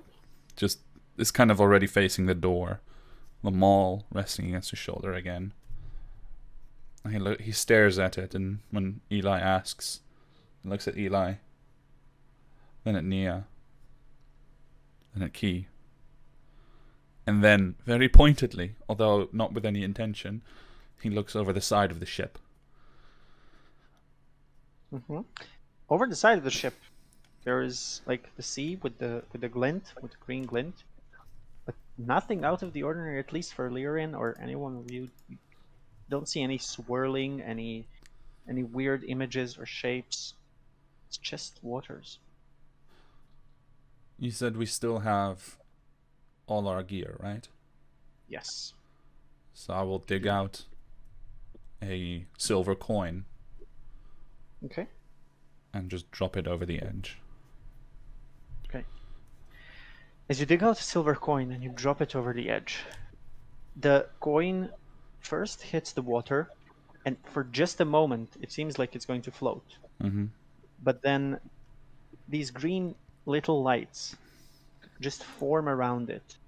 And as it drops inside, just for a split second, you see Liren. You see Liren with more friends. You see Liren that is giving money to those that need it. You see Liren that was always doing that. But you also see Liren who doesn't have a lot to give. He gives when he can. He doesn't have a lot. And you see, it's just a split second, a completely different Liren. One that didn't meet the same people. One that didn't have the same problems when he was a child.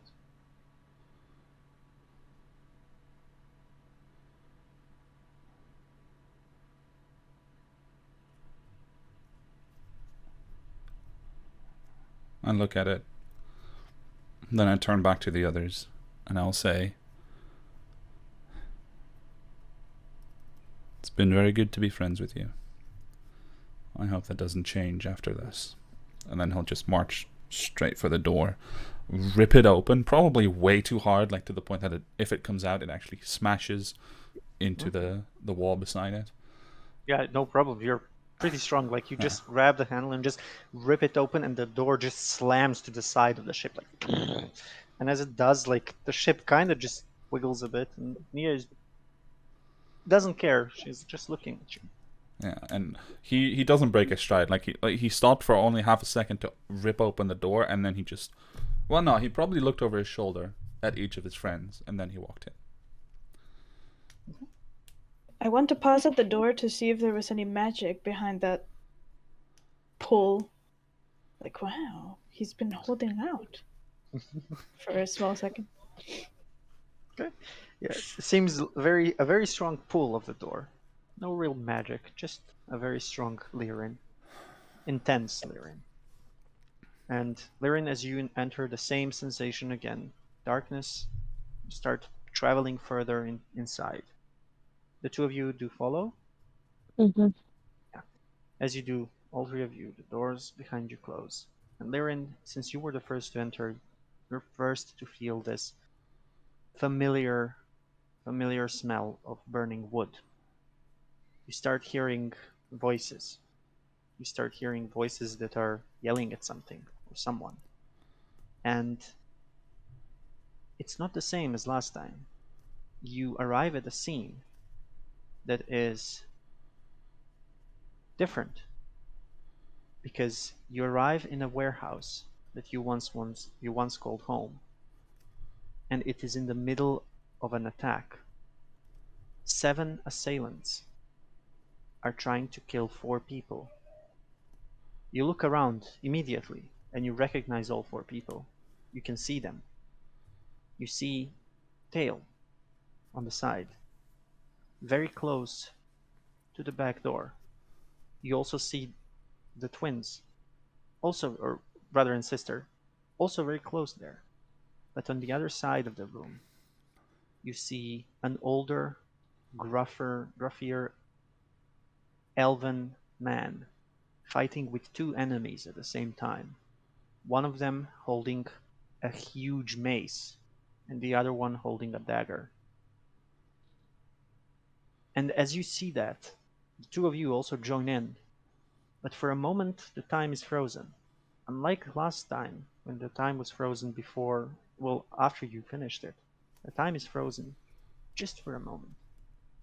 And in this moment, I will give all of you a round to do whatever you want, but we will first roll for initiative here, Okay. as you enter the battle immediately. Excellent. It's a natural 1, which means my initiative is 1. Of course. Let me just review the area. Such fortune.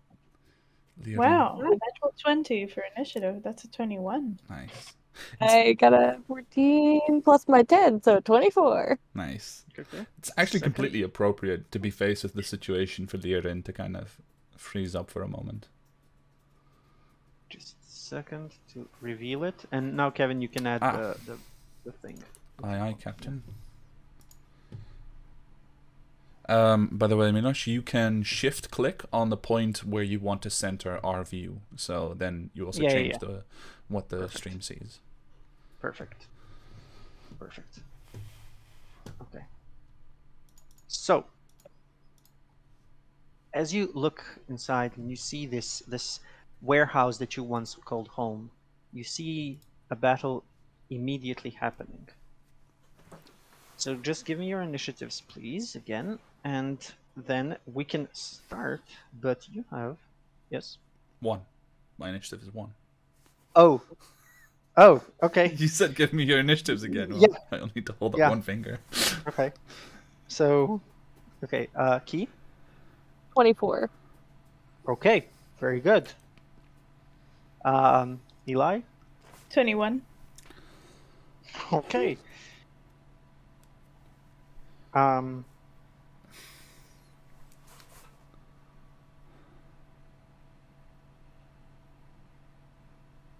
um,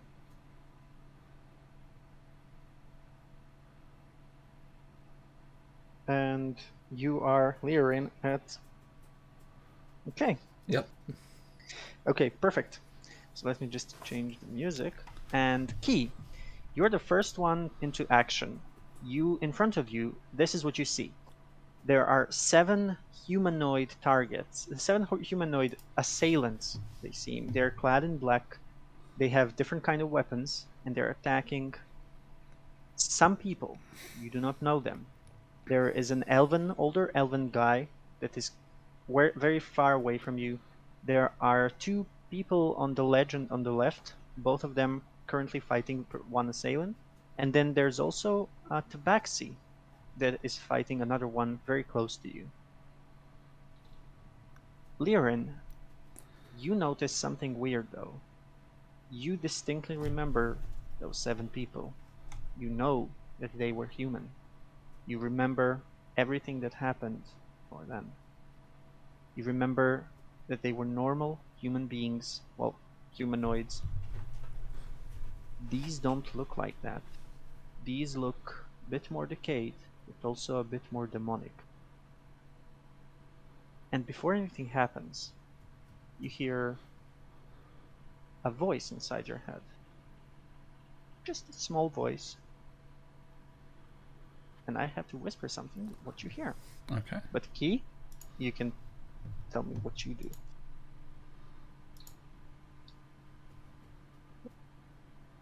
I definitely look over to Lyrian. Also, tell me if I managed to give you guys access to the tokens, because I think I have. I can Yes. move mine, yep. Perfect. Can I look over to Lyrian and just, what are we doing here? What do we need to help you with? May I use my reaction to communicate one thing? You can communicate. Yeah, you can communicate. It's fine. Like, Okay. you can, So for my you have enough time. communication, Lirin just like rips the maul off of his shoulder in one hand and he just points it in the direction of the older elf all the way across the hall. But he is dumbstruck and he's kind of processing the information, so he doesn't actually say anything. He just points at it and then he readies his maul, and you get the impression he's about to start running.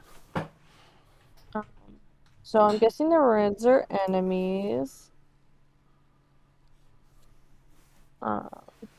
Correct. Yeah. Okay. So I'm just gonna 5, 10, 15, 20, 25. Move up to this one. I'm actually going to use my action to hold. If he takes a swing at me. Okay, let me just put the other music on as well, and then there it is.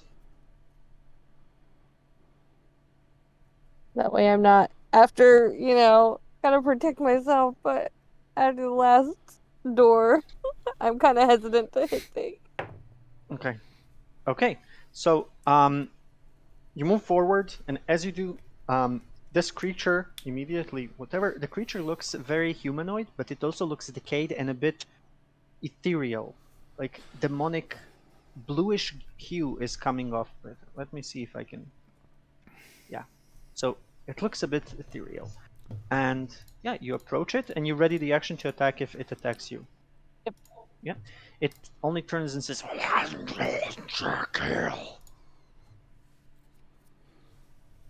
that's what it says. Eli. Okay. I see that they're starting to fight. I want to go over. This is a table, right? That is a big round table, yes, with 5 Okay. chairs. I want to jog up around here, Mm-hmm. and I'll aim towards this this dude. This Which one? demon. The one in blue. Okay. Well, the blue one is the tabaxi. Yeah, the blue one is a tabaxi, but you Oh, the have no idea tabaxi. who. Yeah, you have no idea who's who. Okay. So I'll admit this one. Sorry Okay. for that. Yeah, no problem. No problem. I pulled it on me. And I want to do one of my chaotic ones. I like the idea of this thing, Chaos Bolt. Mm-hmm. Never done that before. Oh boy. Go for it. So, yes, a massive chaotic energy, and then first to attack. Let me remember. Which level are you using it on? Level 1 to start. Okay. That's. Wait a second.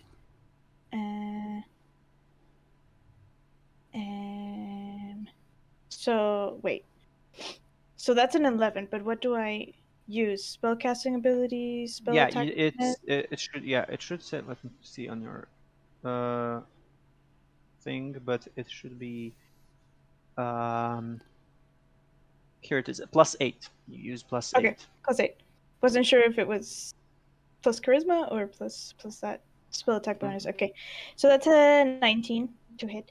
19 to hit. That hits. Your chaotic bolt of energy just forms in your hand, and you throw it. And also, could you please roll d8 for the damage type? I believe. Oh no, you roll 2d8 plus 1d6 damage. 1d6. Yeah, and then what the d8s determine. Yeah. You can choose which d8 determines the damage type, I think. Yeah.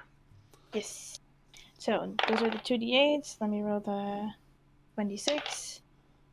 And then are the 2d8s the same? No. Okay. And I'll choose. There's a 1 and a 6, so acid. I'll choose acid. So this greenish purplish energy just releases from your hand, and it crackles through the air, and this hits just this being of demonic hue at least. And as it does, it just like starts the acid starts burning through his like armor, and so I'll kill you. And how much damage was it? It's 9 damage. 9 damage. Perfect. Good to know. It immediately turns around to you, like just points at you, but then turns back into the action with fighting whatever this is. This tabaxi. Okay. And now it is group 1.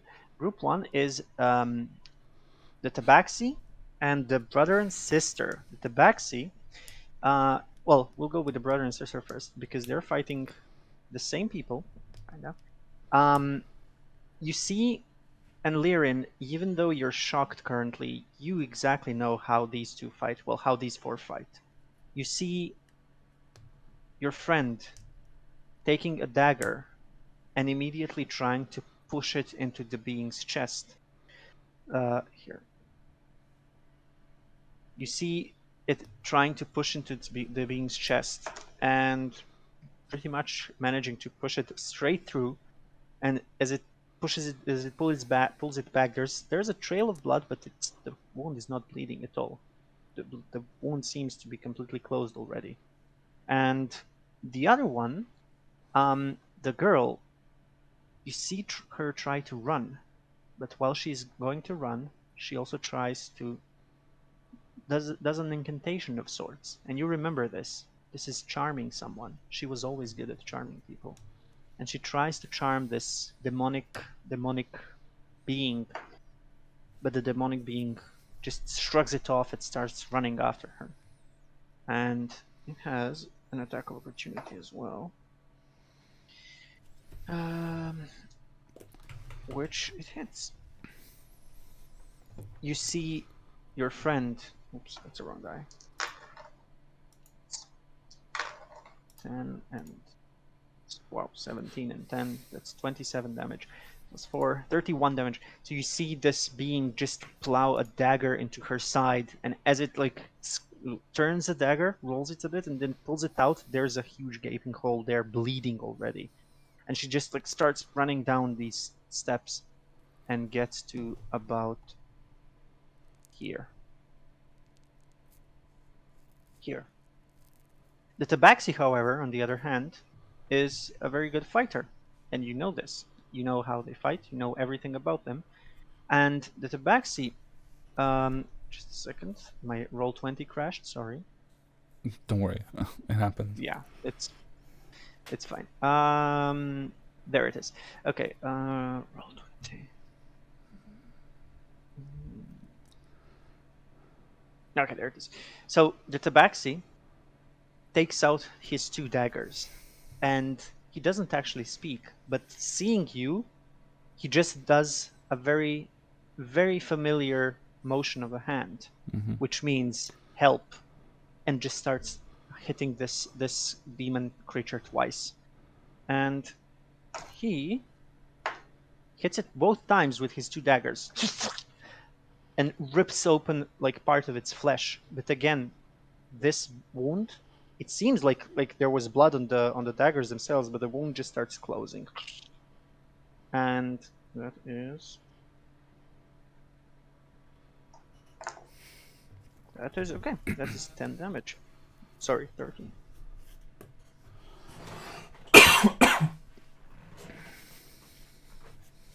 Now it is it is their turn. All of them start wailing on their targets, and you see this one here turn to you, Key. The moment this turns to you, you immediately can take your reactionary attack because you see the intent of wanting to kill you. Okay. Alright. So take your attack, and it will take its attack as well against you. Or rather, 2 attacks. Wow, What? that's a roll. Was it? Yeah. You rolled a 2. Mm-hmm. Okay. That one misses. As you try to like hit it with your short sword just like misses its skin and hits like a part of its armor, and like just pushes your sword away. And it tries to hit you twice, which is 17 and a 16. Both hit. Both hit. Yeah, I have an AC of 8. There, 16. I was about to say 8. No, I was reading my hit point. I can't speak and read or like speak and type. I'll just start saying what I'm looking at. Oh wow, these rolls are shit. That is 25 and 4, 29 points of damage. 13 points of piercing damage and 16 points of necrotic damage as this weird dagger just hits you twice, and you feel it almost seeping away your energy a bit. Nothing You else said- happens, but you feel the dagger is pretty magical in its nature. You said 29, right? 29. Okay. Just a second. Oh, sorry. And I need Oh no, I don't need. This is automatic. You have disadvantage on saving throws until your next turn, as this dagger just pushes dark energy inside you. Okay. The other two, one starts following the girl, the other one starts wailing on the guy in dark, and one next to the elf that is on the opposite side also tries to hit him, but the one, yeah. So the one next to the elf on the other side misses him because the elf seems very, very capable in how he moves and how he is holding his weapon. The one that is following the girl, well, you, Lyrin, know who the girl is, but you two don't know who the girl is. He manages only to get almost to her, but you see that they might not be as fast as as they are when they're human. The other one, though, hits the guy twice, and whoops, no, sorry, once. That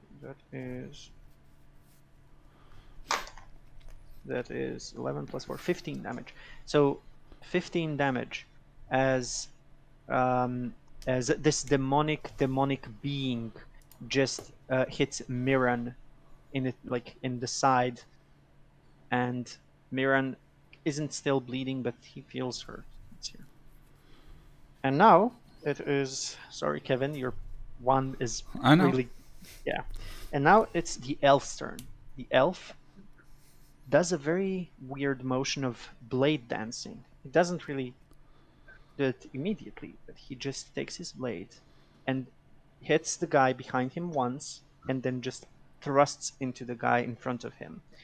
And the first one hits. The guy behind him with a dagger gets hit a bit, like over the chest. But the guy in front just manages to grab the sword. So, no, no, and just has his mace ready. And that is his turn. And the last one before you is the guy with the mace. The guy with the mace just raises his mace once and tries to hit this elven guy twice with his mace. But both times the elven guy just manages to duck out of the way and looks at you, Lirin. And he says, "Fucking help them!" And he points to Miran and Yana and Tail. Lirin. And the one in the middle of the floor here, does that one do anything? The one in the middle of the floor didn't do anything yet, no. Okay.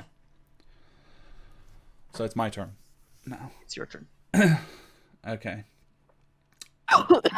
There's a sharp look, of course, to Tail, and then down the hall, hearing that voice that he hasn't heard for a long time.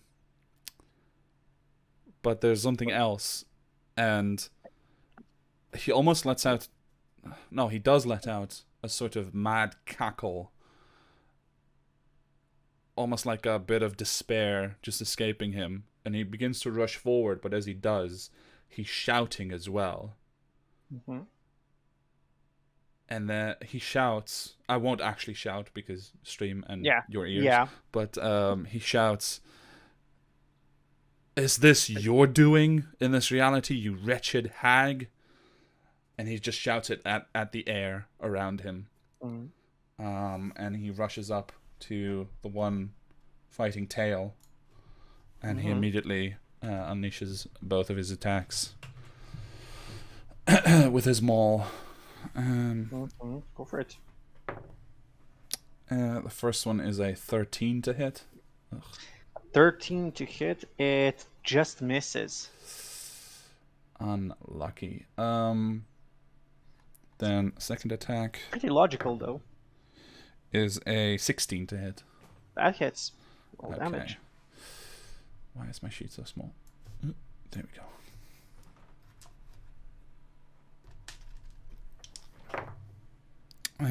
That is a that's 14 points of bludgeoning damage, Okay. Okay.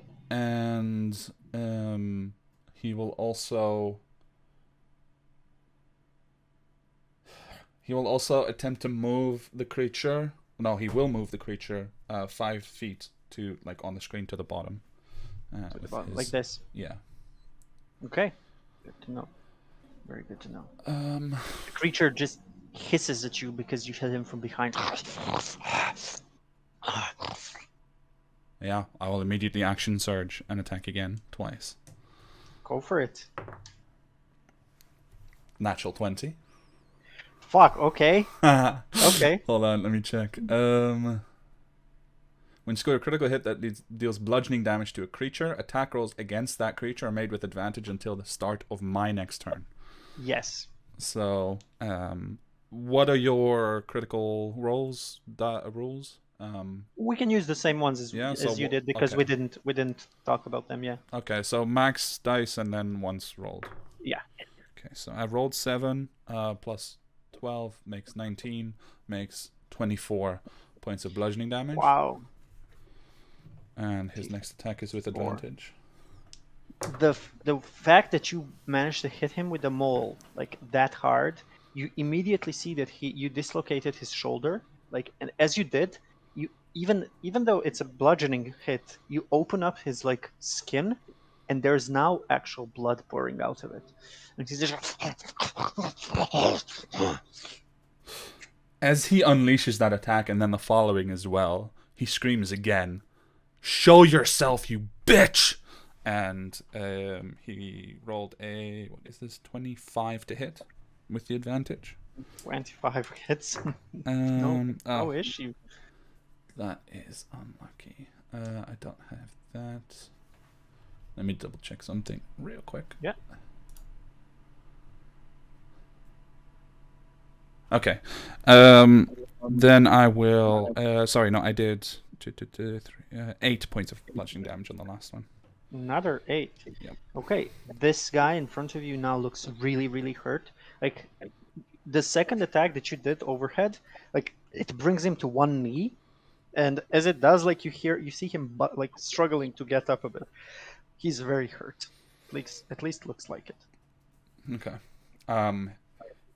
He's still kind of not fully focused. Like, obviously he knows where his opponent is, and he's keeping track of the fight. Mm-hmm. But his attention is definitely on this space around him for no obvious reason.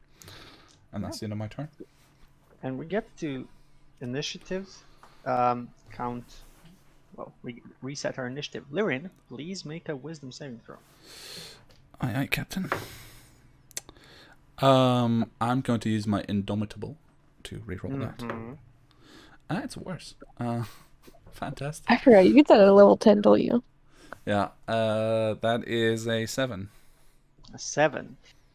Again, you hear this voice that just keeps saying things, and you cannot get it out of your head, and it just keeps speaking and speaking insults to your even existence. And then you hear a word that you haven't heard in a long, long time, and you just hear, "You are a filth, Gromdok. You are a filth. This world."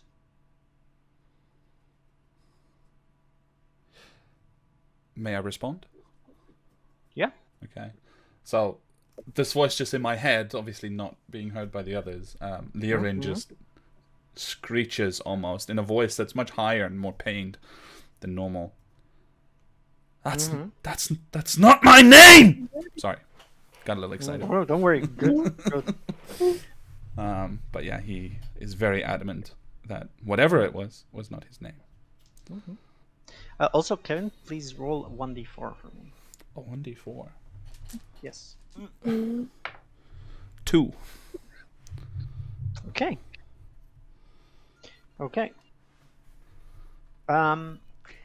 Good. Good to know. Key, it is your turn. I don't like that. He is going to disengage as a bonus action Mm-hmm. and come over here. Okay. He knows how to work her abilities. And I'm going to take my attack. With advantage now. Yeah. Is it? Yeah, Oh, yeah. all attacks because I hit him. Okay. One better. 19? 19 hits. Okay. I'll use sneak attack. Okay. So 25 points of damage. 25 is as you take your short sword and you just quickly move through the battlefield. You are very light on your feet. You remember how to do this. You've done it so many times. And even now, thinking about those teenagers that you killed, you now remember the same steps because you know those are deadly. And you just move next to Lyrin and grab the short sword and just push it straight through the creature's neck. And you turn around in that way, just turning around, and the head just falls down. And the creature also just falls down to its knees and flops dead. I'm going, if I'm allowed, use my reaction to create a token of the departed. Okay. Yeah, you can. Okay. I have one token made. Okay, perfect. That's my turn because I use my bonus, my reaction, and my attack. Okay, Eli. Your target is now dead. What do you do? I see they got that handled, and so I'll focus on these two. I'll cast Scorching Ray at 3rd level to get 4 rays. And Okay. and and Okay. and for two on these, this dude, 2 here. Okay. Can you show it again? This one? No, this one. Yeah, this one and the other 2 at one. the right, and here. Okay. Go for it. 2 for 2. 4 attacks. You would have 5 attacks at 4th level, right? Yeah, 5 attacks at 4th level. Because the base No, at has 3rd 3. level. Oh, okay. Oh, 3rd level. Okay, Sorry. okay. Yeah. I've heard 4th level as well. Did I say 4th? Maybe I said 4th. I meant 3rd. Maybe I heard. You said 4 rays though, so it makes sense. Yeah, maybe Yeah, maybe to it's make 4 that. rays. Okay. So all the 4 need rolls, right? Yes. 1, 2. Okay. Plus 8 for all of them. And that's 21 for the first one, Yeah, then that hits. 13 for the other one. That just misses. Okay, And the other 2? rolling again. Ooh, that's a natural 20. Fuck, okay. And then a natural 1. Ah. Wow. Okay, good. Very good balance there, universe. Thank you. So, like, what you do is, like, you put 2 hands out front, and from one of them, 2 rays appear, and then from the other, 2 rays appear, and just immediately go through the air, just flash through the air, and one hits one, and the other hits one as well. But you felt a bit of energy. You put a bit more energy into your right hand, so the other one, the one on the bottom, is going to get burned there. So, you can roll your damage. That's 2 Also, threes. I believe you add plus your charisma modifier because you're draconic. So for damage. Oh, yeah. That's Yeah. right. So if Let me it's a check again. red, so your fire, if it's fire damage, and it is, you Mhm, add your charisma modifier. So that's plus 4. So 2 threes plus 4. 11. And then I'm guessing 11 for this one. And then roll again. That's 11 damage plus the 4. Okay. 15. Was Plus that with the 6 yeah, plus for 2 the natural sixes. 20. Uh-huh. So it's 1 6. It's 2 sixes. So that's 12. Whoa. Yeah, 12 and what? 13? Uh-huh. Yeah, that's 25 damage. Nice. Whoa.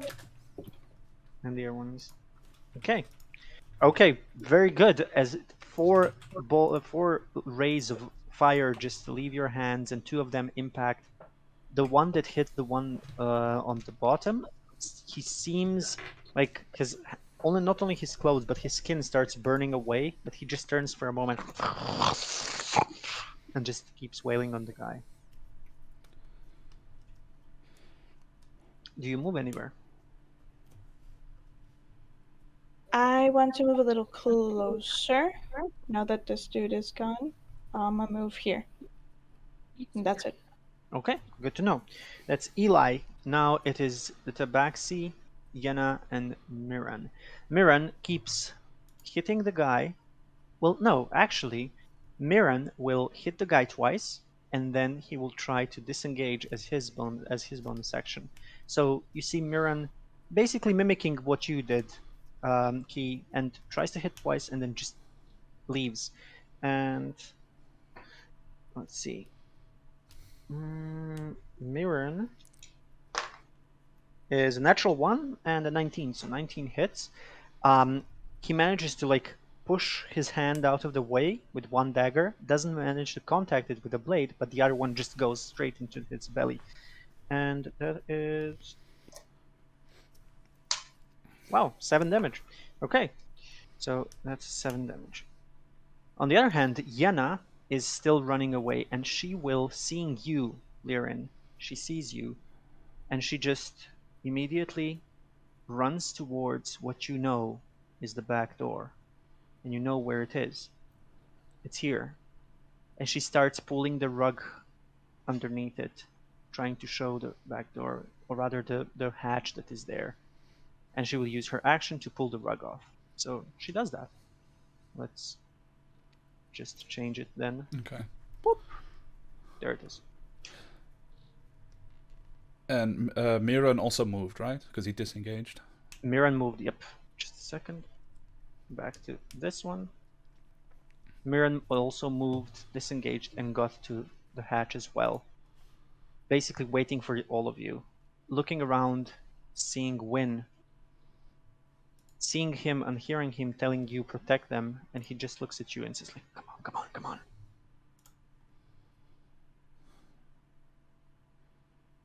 Okay. And that is the two of them. Your friend Tails, though, will just jump down, very easy, quick on his feet. He will sign something to you, and he will show you a sign that you haven't seen in quite a long time because Tails doesn't use it that often. But it is also, please hurry, in a way of making you do something. You don't know what, but it's please hurry. And he runs close to the hatch. And that is their turn. The enemies will now converge. This one manages to get to next to Yenna. This one goes down and starts attacking Miran. And this one, the one that was close to Key, approaches you as well. The other ones, this one now finally moves. He moves only forward a bit. And he looks at the three people that are next to the hatch. And you see him starting an incantation. An incantation of a school of magic that you Eli know. It's a magical fiery effect that will cause an explosion. And he starts building it in his hands, and he slowly releases Do we have counterspell? a huge fireball, or rather a very small fireball that's going to explode there. Do you have counterspell? Eli? Is that a feature? Is that a? No, it's a spell. Spell? Oh no, I don't. Okay. Oh, Hey. Miran, however, just sidesteps it completely and manages to just stay out of its way. Yenna, on the other hand, fails. And Tails also succeeds. Yenna, however, gets the full brunt of the attack of this fiery explosion. And these two creatures also get fired, like, just completely fire all over them. But Yenna just starts coughing blood and then goes down in her brother's arms. You see her breathing still, Lirin, but she is going down. The other two attack. This one, seeing that Yenna is down, will move to Tails, and the other one will just keep attacking Miran. Neither of them took enough damage to go down from the fireball. Oh no. However, weirdly enough, I rolled 1, 2, 2, 4. Nice. For Continuing 4 your attacks. Barnack streak. Nice. Yeah, continuing my Barnack streak. So all 4 of them, just from the fire itself and from the explosion, they just like are wailing around trying to hit them with their daggers, but they are not managing it at all. And the last one is trying to hit that elven old guy, but again, the elven old guy just sidesteps and just like pushes him out of the way a bit and keeps looking at the bigger guy with a mace. And then it's his turn as well. He tries to use his sword to cut into the mace guy twice this time, and he manages to do it both times. He cuts once into the abdominal like part, into the stomach, and then just pulls it out as some blood is left like spilling, and then just pushes it again into the stomach. But the guy with the mace is just laughing. Oh no, pain! And just grabs the actual blade this time, holds it in place, takes his mace, and slams it on top of his arm. And Win's arm just goes out of commission, cracking it. You've seen this, Lirin. You know that what's going to happen in about 10 to 15 seconds. You know exactly where the next mace hit will be. one will be evaded, and then another one will be straight into the head. What do you do, Lyrin?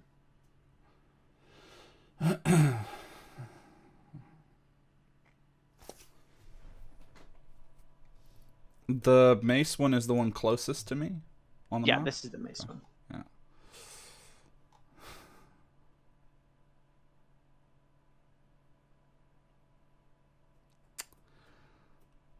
Lirin will leap down in a taking the attack of opportunity.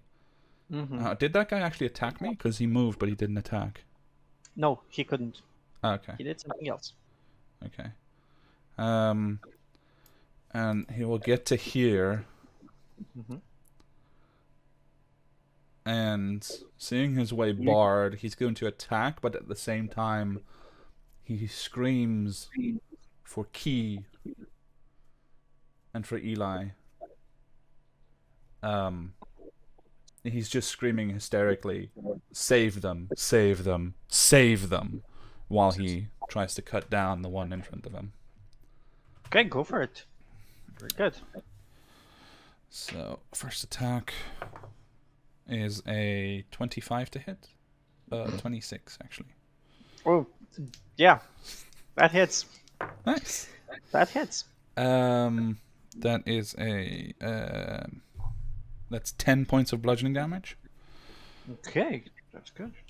And second attack, I will use my racial feature to Mm-hmm. increase.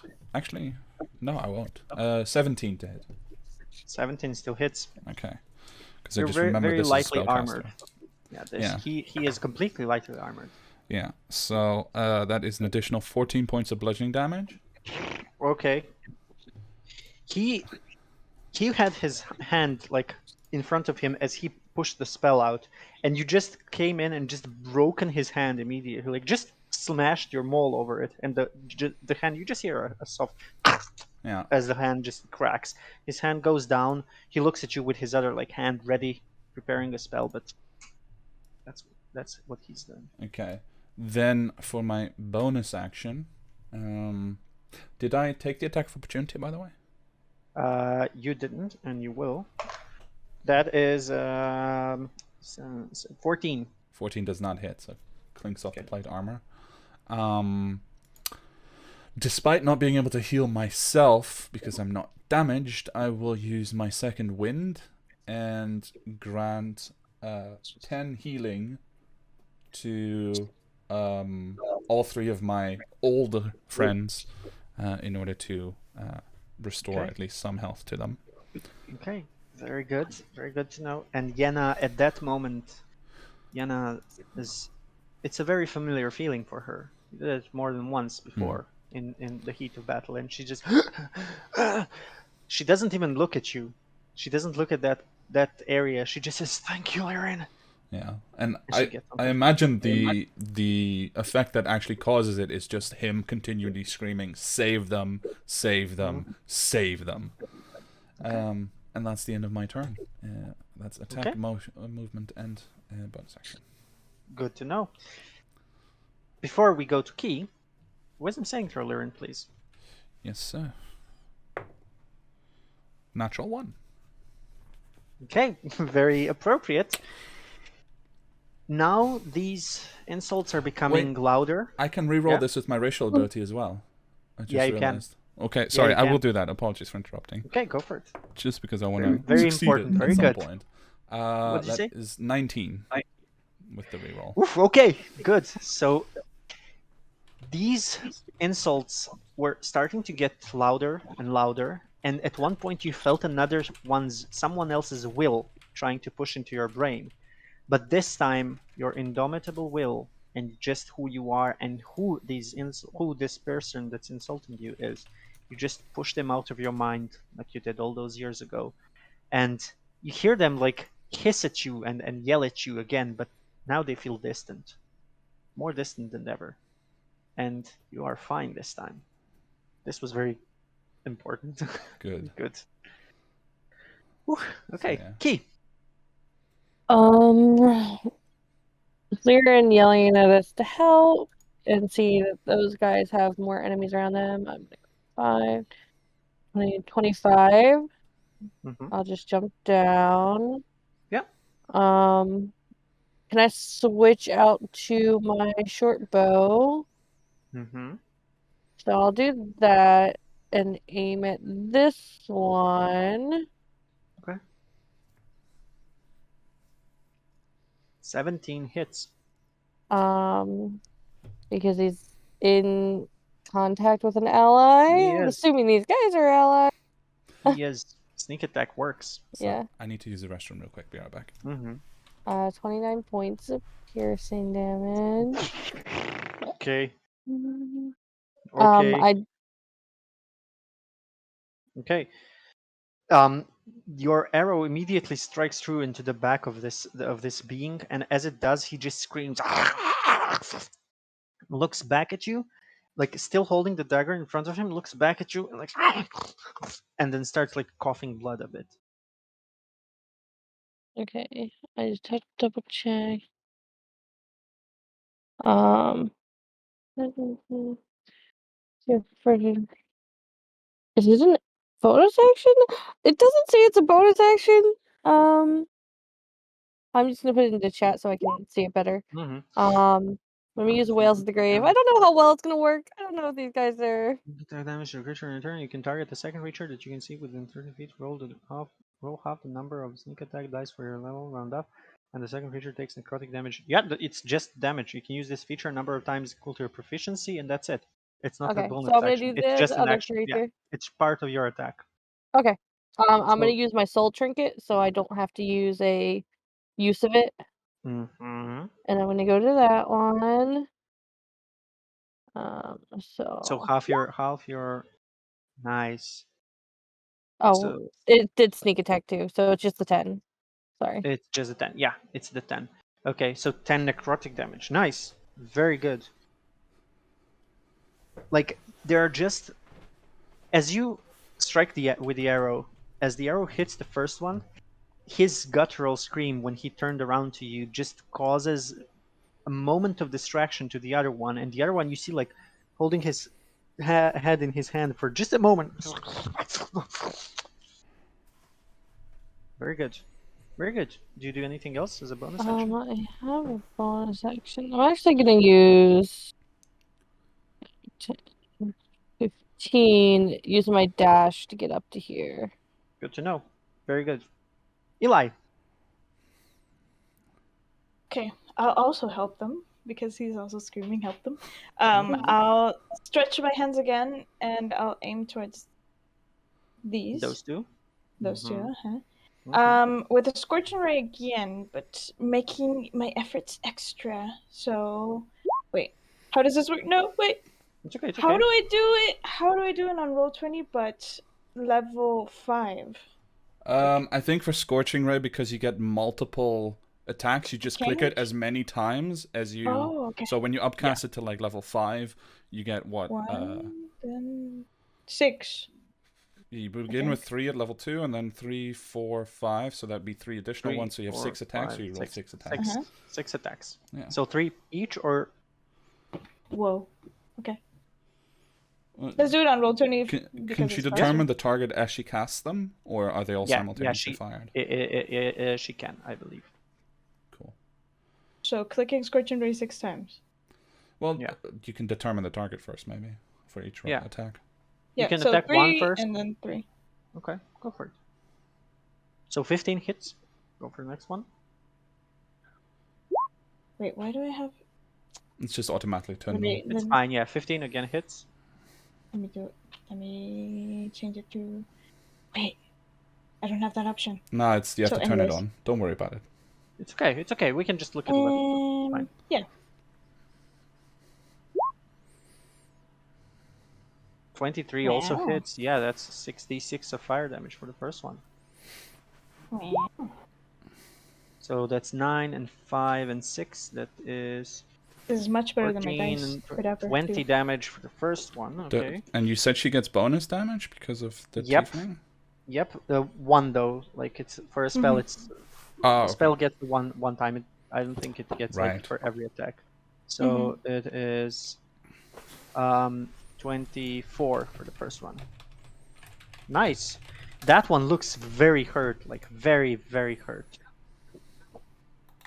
And then I'll concentrate on the other one. Check. Maybe you get actually like damage for all of them. You could also I'm finish not it sure. off if you like. Let's see. Right? Yeah, I'll do that. That's something smart that Eli would To a do. single roll. Okay, so your charisma modifier will be added to a single roll. Yeah. Okay. And the other one, so 21 hits. Which one are you To Or attacking? this 21 one. is the first one. Yeah, you're hitting the first one. Oh Yeah, yeah, to with the- 9 damage. Yeah. The fourth ray just obliterates like part of its body and it just and drops I it. will use my reaction to grab another soul trinket. Okay, good. Nice. Very good. And And then then- my lessons. You have 2 more rays. 2 more. I'll redirect to the other Mm-hmm. demon person. Okay, 28. sure. That's Wow, roll 28. 20. That's 28. So that would actually be what? It's not. Yeah, it's not actually. Mhm. If you take the 13, it's leftmost roll, it would be 4 18. plus. Yeah, it's 2d6 is 2 and 4. That's 6, and then 6, and then a 6 is uh, 12. Yeah. And then another 6 is 18. Yeah, you're right. 18 damage for the second one. Nice. Okay. And there's another beam. Holy shit. Level 10. another- Wow. What? And that one's 3. Okay. That's fine. It had to balance out somehow. Yeah, so those 2 rays just hit it like is in the back as well, and it starts burning, but it's still very much on its feet, and it looks back just for a moment and turns back into to fight them. Now, your friends, Lyrin, seeing this, seeing what your friends are doing, also get of kind of a second wind, and from you shouting. So Tails immediately takes his daggers and tries to attack the guy next to him. Also, Mirren tries to do the same. Yenna as well. Yenna only whispering some words into its ear that try to hurt him. And all 3 of them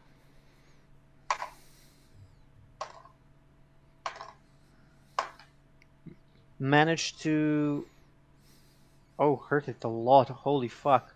Do they even need all 3 of them? They do. This one had a lot of health. Nice. Okay. Then it's good. That is in total 27, 28, 33 damage with sneak attack. 33 damage, although this guy is still on its feet and just screaming in agony and pain, but still very much alive and wanting to kill them. 38, holy shit. Okay, 38. Okay, someone entered my room, that's fine. And now it is their turn though. He takes his dagger and seeing Yenna up on his feet, on her feet, he tries to push his dagger into her throat to kill her immediately, and then uses his other dagger to try and hurt Mirren as well because he was fighting him. He didn't care about Tails at that moment. So he will take his 2 attacks. And that is a 12 and a 12. So 19 and 19. That hits both times. That's going to be a lot of damage. Okay. So Yenna gets 13 piercing and 13 and 4, 17 piercing and 18 necrotic damage as she just again gets her throat like completely slashed, and she's like, she looks at you, Lyrin, for a moment. Wait, she's instantly dead? No. She's just Okay. like bleeding out, looking at you, and falls unconscious into like her brother's arms.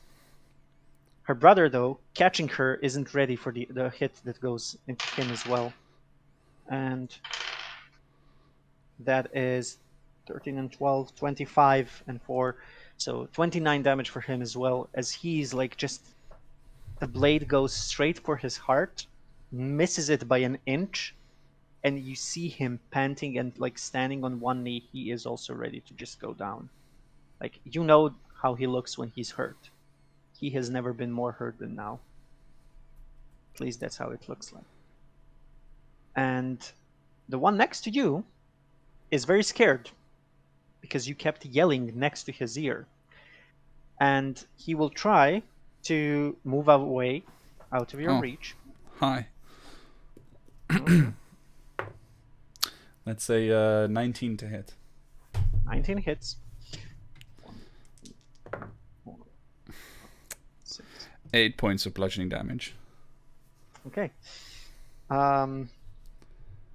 He spits blood as you hit him on the back with your maul, and as he's just running away, he looks at you, turns his hand, and just shoots a single firebolt at you. And he will try to hit you with a firebolt. Can I take it intentionally? Just not even try to get out of the way, just like literally stand in the way. You can, I although will. you've seen that. Okay. Okay. Firebolt, you said, right? Firebolt. Yeah. It's still a. It's still. He's still a higher level caster. Yeah, that's fine. Okay. But with my rolls, that is actually a bit good. That is 16 damage. Okay. 16 fire damage as it hits you straight like into your chest. Even though your armor's there, like you just feel a bit burning. It's not nothing you didn't face before. The fire is starting to spread though in the warehouse, and you know that soon it will be engulfed in flames. The one next to window manages to finally get that attack in, Mm-hmm. and manages to push his dagger into his thigh, and just twists it. And Win gets Win gets like falls to one knee and then gets up again. Everything he taught you, you see in these moments is he's just getting up, standing on his feet, looking at you again, conveying with his eyes like protect them. But he's up, and it's his turn. Okay, so one You thing... can do. Yeah. No, it's just so I action surged early in the battle, but I forgot that Yes. I have this inspiring surge feature which allows me to choose a creature within 60 feet to make an attack when I action surge. Right, So right, because I didn't use it, could I use it now? You can use it now. Yeah, you can use it now. Okay, so I'll actually, just seeing him do this, quickly look over my shoulder and try to urge Tails. Oh no, sorry. No, I will choose Key to make the attack. Key. Okay. Key, you have an attack against this hulking mass of blood and gore and daggers, it seems. Yeah. Yeah. Yeah, Yeah. That hits. I mean, that hits Slightly. slightly. Do I still get? Almost. Because technically, sneak attack is once per turn, not Once round. per turn, you don't know. Yeah. No, wait. It's once per turn, not round. Yeah, that's true. That's true. So I'll say yeah, you can get sneak attack from this because it is like Liren is edging you to attack, and this guy just didn't expect it at all. So yeah. Very nice. Okay, so that is 23, Mm-hmm. if I'm reading correctly. Yeah. Okay, with 23, this guy now finally falls to his one knee, gets up again, but you see his arms shaking. He's very close to dying. He's not dead yet, but he's close to dying.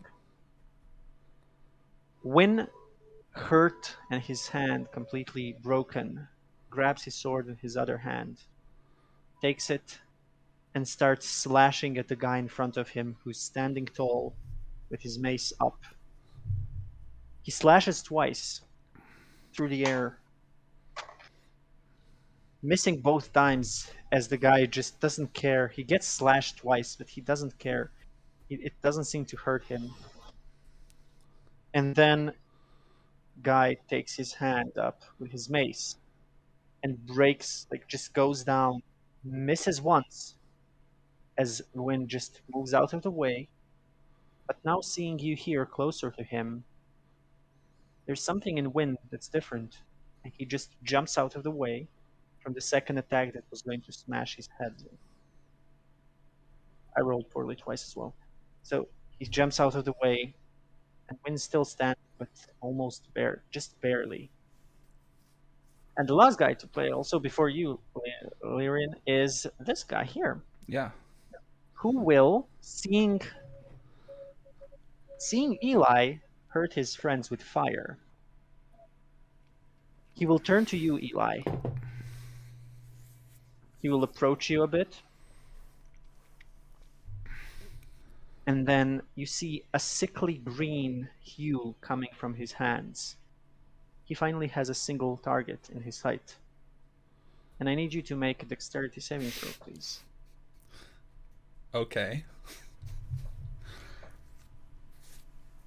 You, Lirin, remember that these guys couldn't do this before. They just couldn't. But you also think that the voice you're hearing, maybe they're hearing it too. Maybe something is different here. Maybe this is not how you remember it. That's a 10. Mm-hmm. Okay. Bye, Eli. Well, with 1-1-3-1 Oh. for the first hand. This is good though. Is it like plus 40 on the base level? No, yeah, it is, but still such a shitty roll. You should be. I cannot tell you just how shitty it is. Like I cannot tell you just how shitty this was. Oh, what's the This damage? Yeah, this is. I'm trying to calculate. I'll have to use a calculator for this. It is 40 plus 21, 61 damage. Eli, this greenish energy hits you straight in the chest, and you feel it like first you feel like this, like actual pulse through your body, as if you're just going to disappear immediately. And how much health do you have in total? I tried to do the trick one does with the token, but it didn't work. Wait, I'm failing at math. Wait. But you have more than 61 HP total. You have more than Yeah. 61. Okay. I'm Okay, left with good. 16. Very good. Yeah, very good. So this force of energy just hits you straight in the chest, and it explodes inside you as all of this malicious energy, malicious magic hurts your very existence. And yeah, it's 61 points of damage. And the guy that shot at you just what the fuck? He's very curious how you didn't die. Okay. And that is their turn. Lirin. I will shout, "Get out of here!"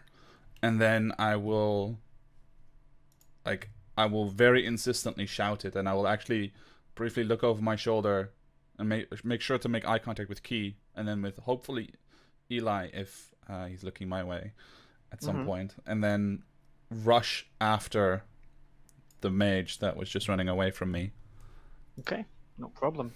And attack twice again. The mage is hurt, yes. Well, I'll attack once and see. 22 on the first hit. That hits. As your mole just slams down on its back. He's still running away. Yeah. 11 points of bludgeoning damage. Okay. Is he still up? He's as your mole slams down, like you manage to get his shoulder blade, but the breaking of the bone just pierces his lungs, and he's like, and he just falls to his knees, like actual knees, looks back once, and just falls dead. Better stay dead this time. And then, even though it doesn't quite look like what I did previously, but I'm very, very fierce. Seeing that this one fell, I will drop the maul essentially by my side, discarding my weapon because I don't want to do take any time for that, and immediately grab one of my throwing axes, my hand axes, and throw it at the guy with the big mace. Go for it. That is a 24 to hit. That hits. But this He's one, not an ancient red Ooh. dragon. nice, 11 slashing damage. Wow, with a throwing Yeah, axe. I rolled nice. max on the d6. Nice.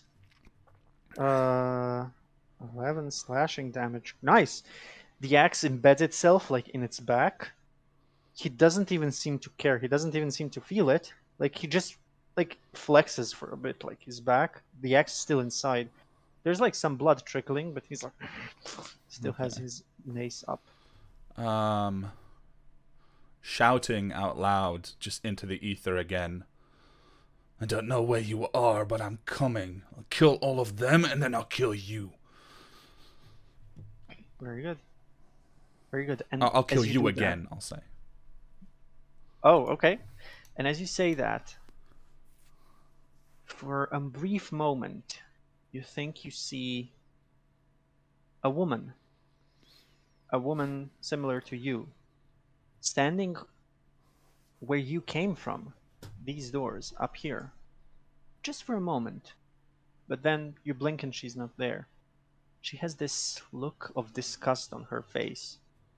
She had, for just that brief moment, a look of anger, hate, and loathing. And then she seems to disappear.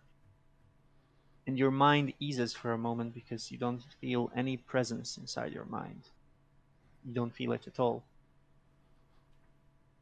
And these creatures in front of you, they seem to like wriggle a bit for a moment in pain, all of them that are left standing.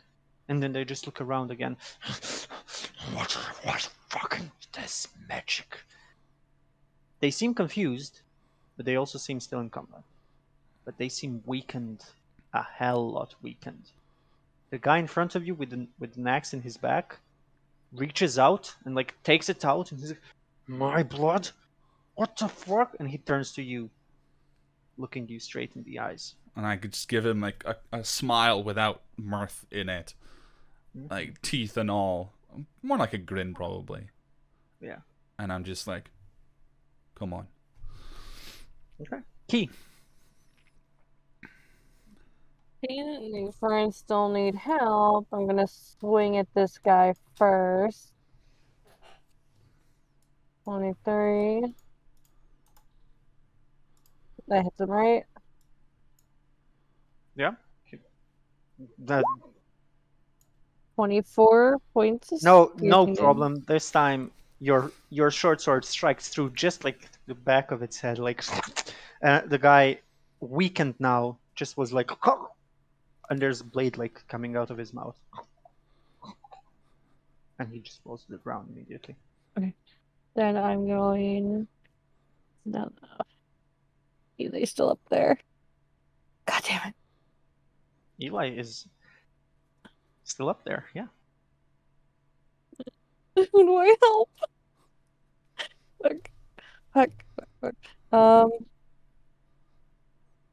Eli, I'll be fine, hopefully. Maybe. 5. And then dash. Right. Actually, did I move too much? 15, 20, 25, 30. Okay.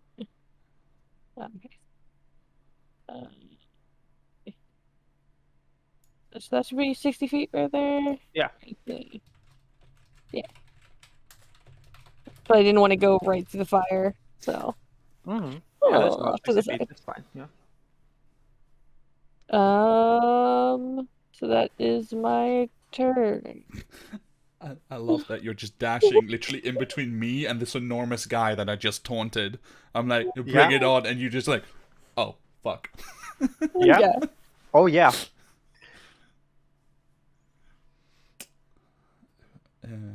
Eli next?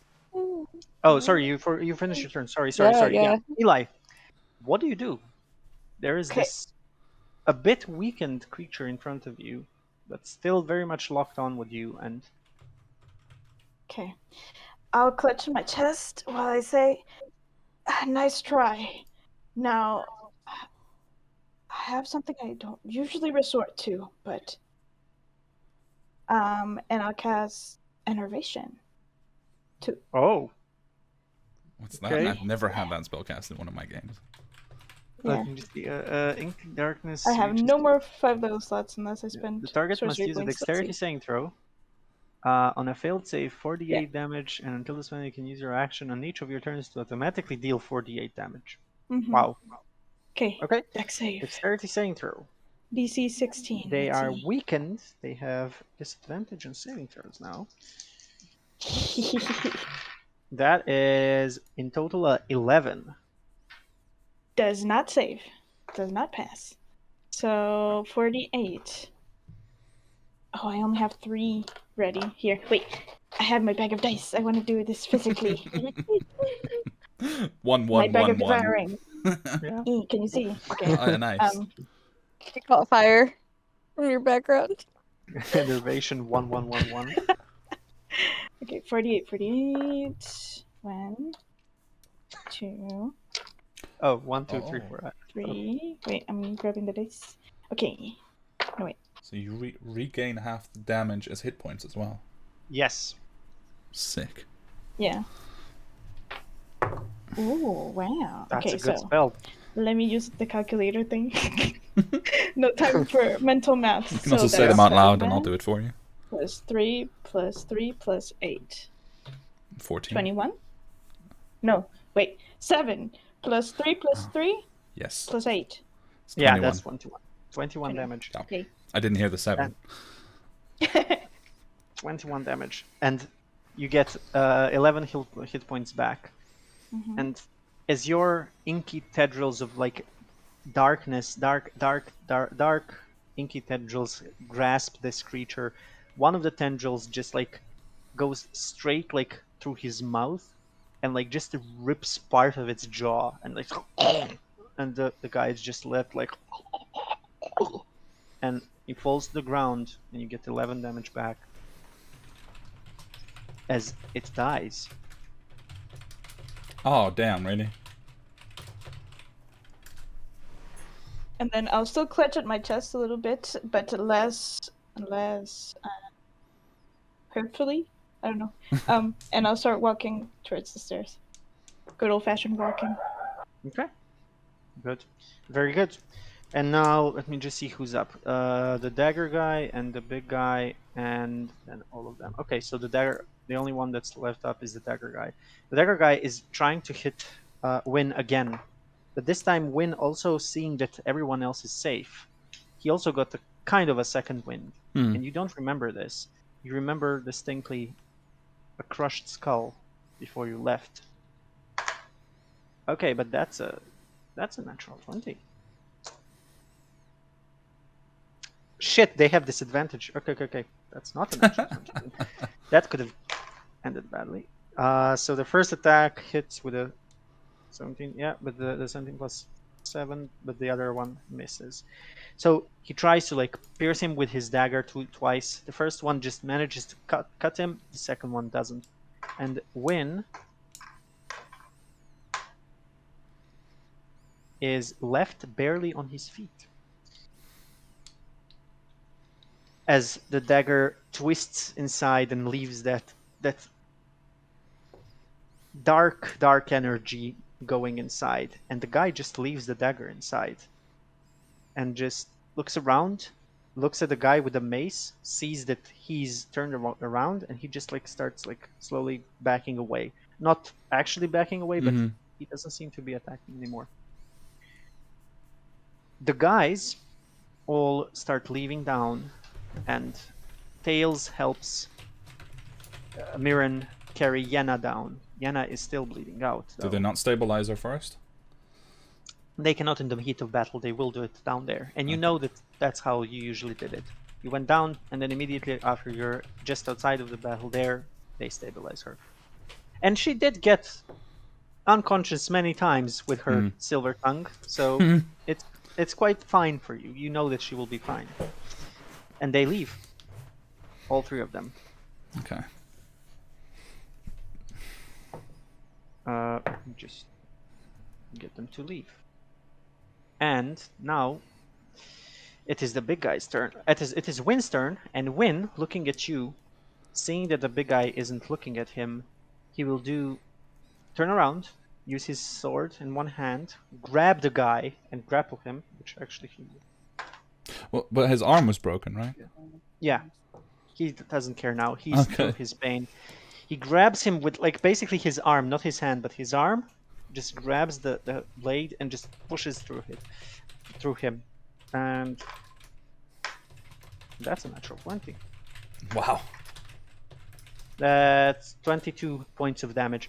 As the guy just like, oh, let me go, fuck. And they're grappled currently at the moment. And now the big guy. The big guy started going towards you. And then Key appeared in front. And the big guy, while walking, will just grab his mace and just like try to hit Key while still getting to you. So the big guy moves here between you two, but tries hitting you once Key with his mace.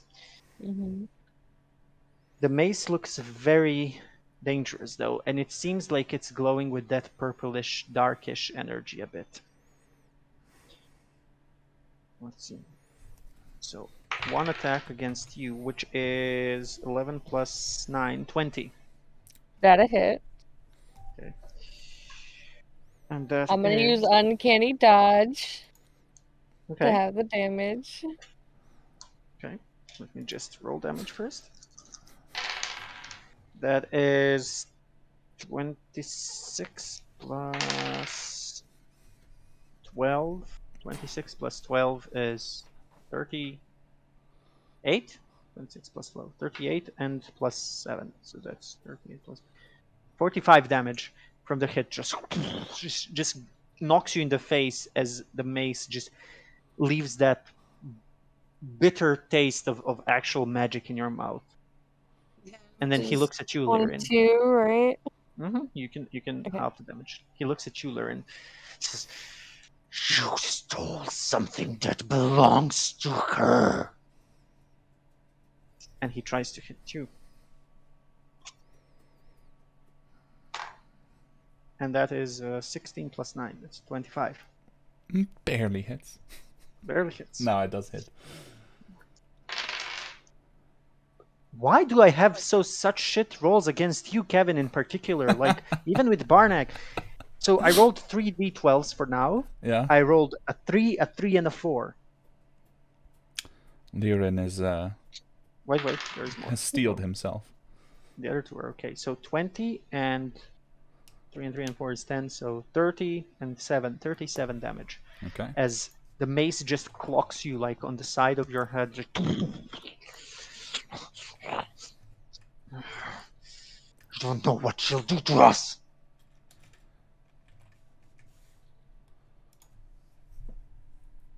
And that's his turn. Lirin, you're up. So he has been hit multiple times by both Oh yeah, Lynn oh and yeah. myself. And now with this state where whatever voice that was is gone, you see him looking weaker. You see his wounds opening. You see his blood actually spilling down. Okay.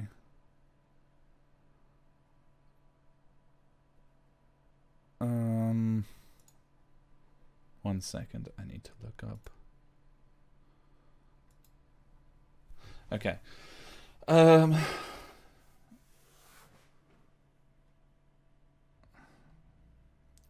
First I will look past him to Key and say, "Don't stick around. Get out of here." This is already in the past. And then take up the mace again, like in one huge swoop, and just start wailing on the guy. Go for it. Trying to bring him down. That is a 23 to hit. That hits. I'll roll the second one immediately. Oh, that's a 28 to hit. That hits more. Cool. Whew. That's not amazing. 23 points of bludgeoning damage from 2 in attacks. total, right? Yeah, in total. Yeah. Let me just check. 23. 23. Okay. As you hit him twice, the second one just like hits his face. Like you manage to dislocate his jaw completely, and you see it like hanging. He's like, and he can't speak properly. And for brevity's sake, because all of them are dead, and he would be the only one to play, but there would be no need, because the other one, as Win just takes out his sword, basically from inside him, and slashes him. Win gets to you, kills that guy as well, gets to you, and just pierces him with a sword once, and brings him to his knees in front of you. I'll He's still alive on his knees in front of Key and in front of Lirin. What do you guys do? Because it's happening at the same time. What do you guys do? if I can, I will attempt to pin him to the ground so he can't hit us again with that weapon. Give me a strength check. Strength or athletics? Athletics. You don't have to. You don't have to. Okay. Did you I roll rolled a bad? natural one. Okay, yeah, because I had 14 total, but I rolled a 5. So. I have a natural one plus 4. Okay, yeah. So I'll pin him to the ground. Like arms to the sides, one knee on his chest. Mm-hmm. I'll just take the weapon after, I'll kind of kick the weapon away. Yeah. And Win then walk, stands up. 5 feet away. Win's holding his actual sword above him. When? Not yet. Are we still in initiative? Or No. okay. No. He cannot defend himself. Does he look anything like the person that I knew to be here? He does, but completely corrupted. Corrupted is the best word I could give you. Corrupted. There are tendrils of black and purple energy coming from parts of him. His eyes seem completely glazed over and completely dark, light blue.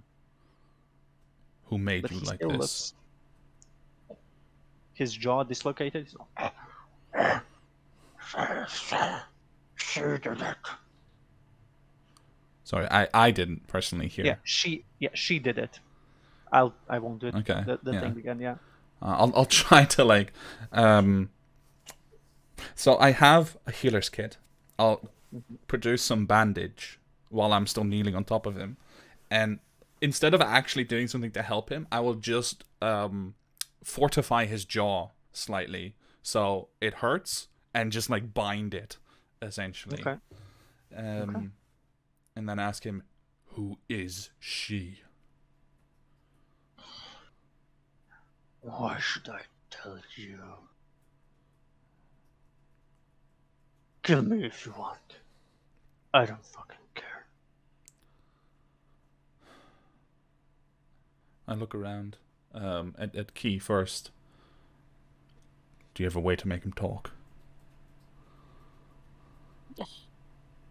No, that's not what I can do. Eli! And he just kind of as soon as you didn't give an affirmative answer, he just goes Eli, can you make this guy talk?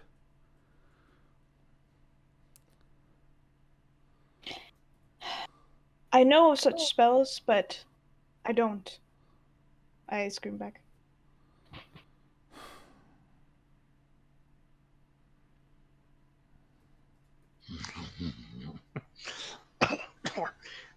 There's blood. I guess you won't be getting anything out of me. So,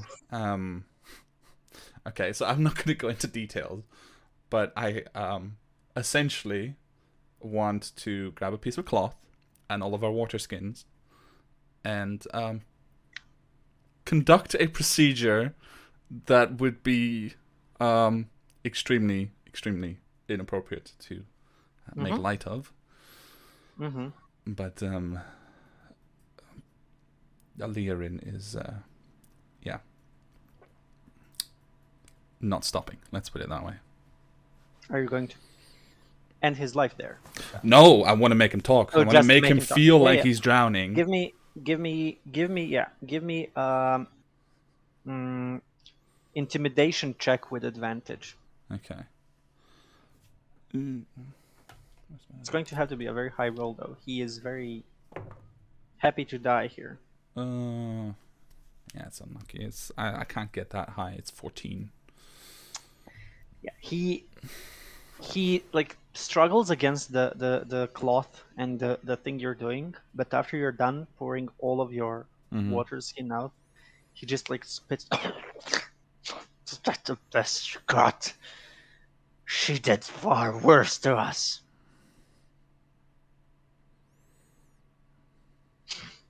And you stole something from hers.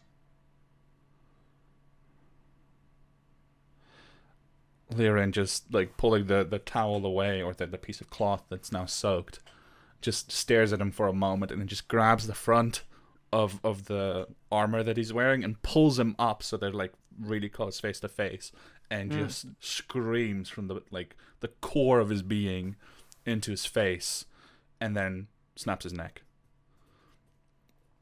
Very good. And as the neck snaps, Wynn, still holding his sword, just drops it to the ground a bit. Well, drops his hand down.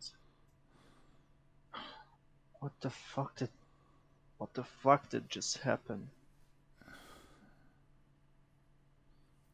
It's already happened. You died.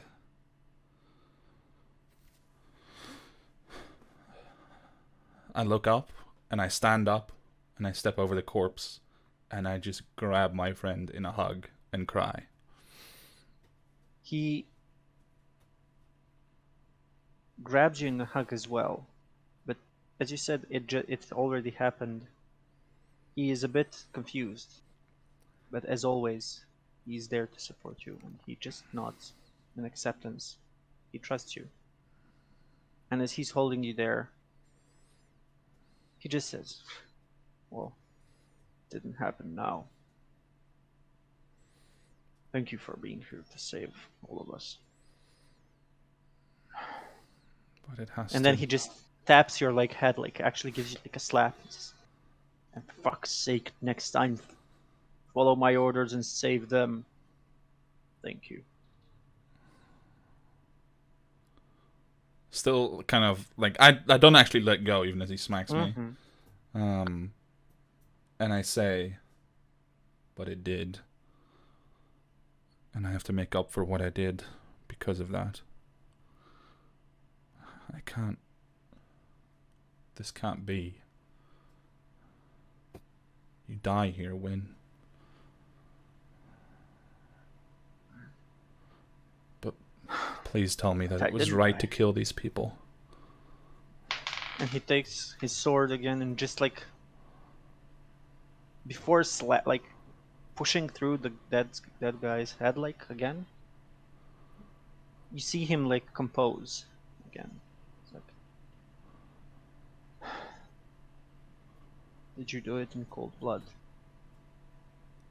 Every single one. I found them. And I made them scream. The way I screamed when you died. And I liked it.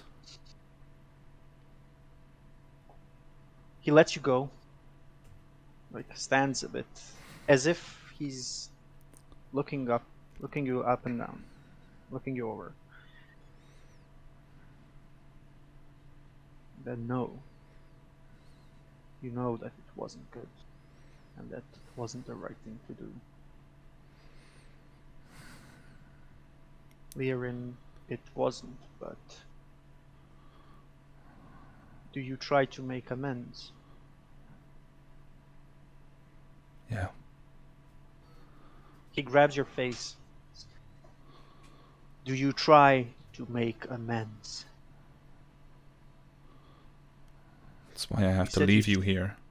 You said you screamed. When you I died. died. Which I don't understand, but do you Do you try to make amends? Scream the same scream you did.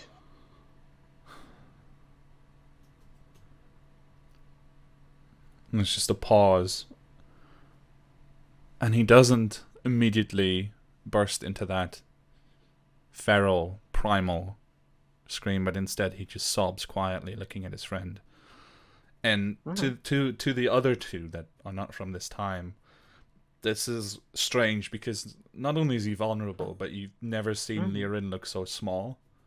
Like he's like a boy standing before his father with his head bowed and confessing something bad that he did. And then he Winander sorry. holds your face and just pulls it into a hug again. But this time, it's not of a two comrades and friends.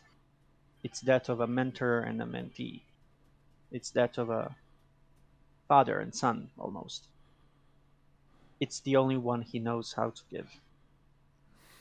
And he holds you there. Minute, two, and then just whispers. Then you need to do this. More and more.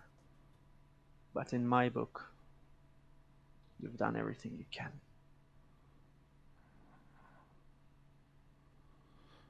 I'll make it right, Win. I'll make it right. And he just kind of begins amping himself up. And 2-3 more times, he just screams, still hugging his mentor. And surrenders to the fact that he will not be staying here. Win looks around and says, well, this place is going to shit. Let's just fucking go. Let's just fucking go. And like, there's actually like, the fire is starting to engulf more of the warehouse. He looks pointedly. The rest are safe. Let's. Win. You died here. You didn't make it out.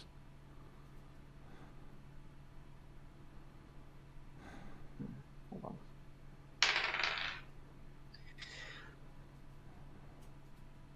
Win looks at you and says,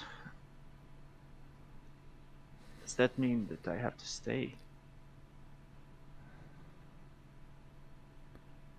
It means I have to make you stay. You weren't supposed to survive in the first place. Things can change. They can. But like you just told me, they shouldn't. It wouldn't be fair. You died here, and I murdered these people in cold blood when I found them. And I have to make that right. And if I leave here with you, then I'm not making it right, then I'm just running away again. Make a persuasion check. Okay. Oof. That is 14. Check.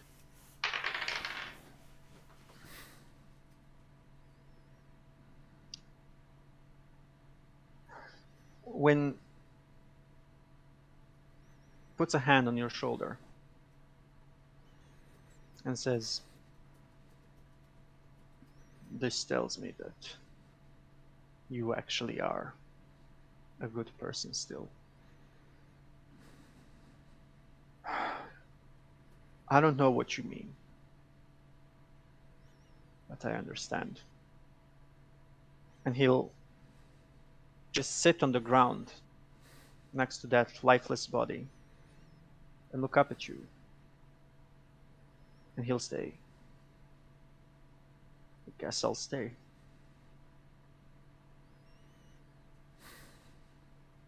And the fire is like getting closer and closer. And as he closes his eyes, like you see him actually deflate a bit. There's this feeling, the one you experienced 3 times now, of something pulling you back.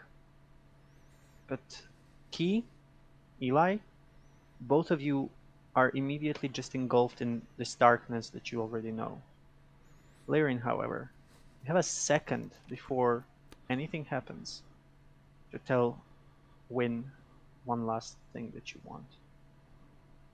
You feel it slipping away. You feel like you're being pulled into this darkness again.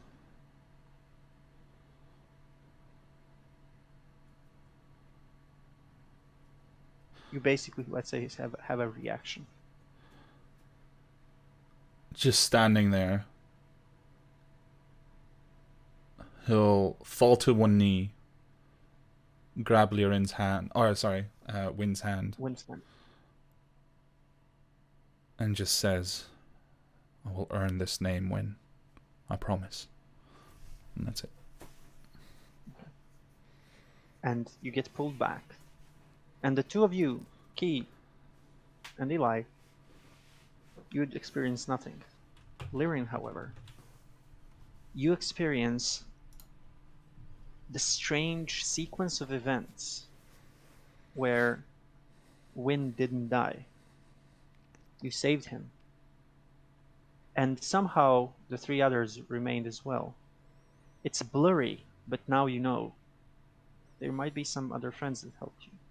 But also in this reality, all four were alive. Win only sacrificed himself in the end. Well, wanted to sacrifice himself in the end. But with your help, with your personal help, he managed to beat the guy with the mace. And you see this life that you never had. You see this life with 4 other friends, still having your crew. But then you also see Yenna disappearing with the bots. You see people hunting you 3, well, the 4 of you remaining. You see Mirren falling. You still see yourself running away. But Win is always by your side. And in the end, just before it vanishes, you see you and Win standing in front of Yenna, demanding only a single word. Why? And then it just ends there. And you're back on the ship as the flame just slowly destroys the door.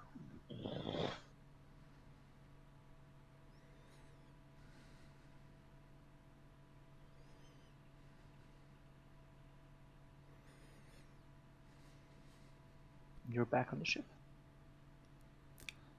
Lyrin just stumbles away and sits beside on the edge of the deck with his back to the kind of railing, and just sits, pulls up his knees and looks at nothing.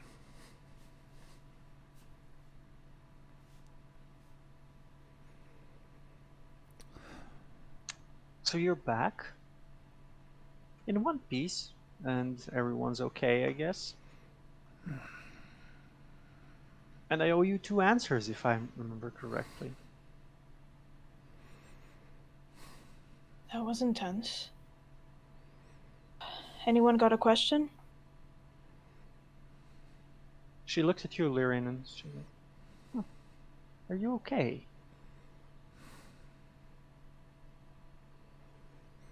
You seem distressed. Take up the mace, get back to my feet, Mhm. and begin advancing slowly towards Nia. She just puts her hand. Please don't sink the ship now. It will sink. If you go overboard or die, Yeah.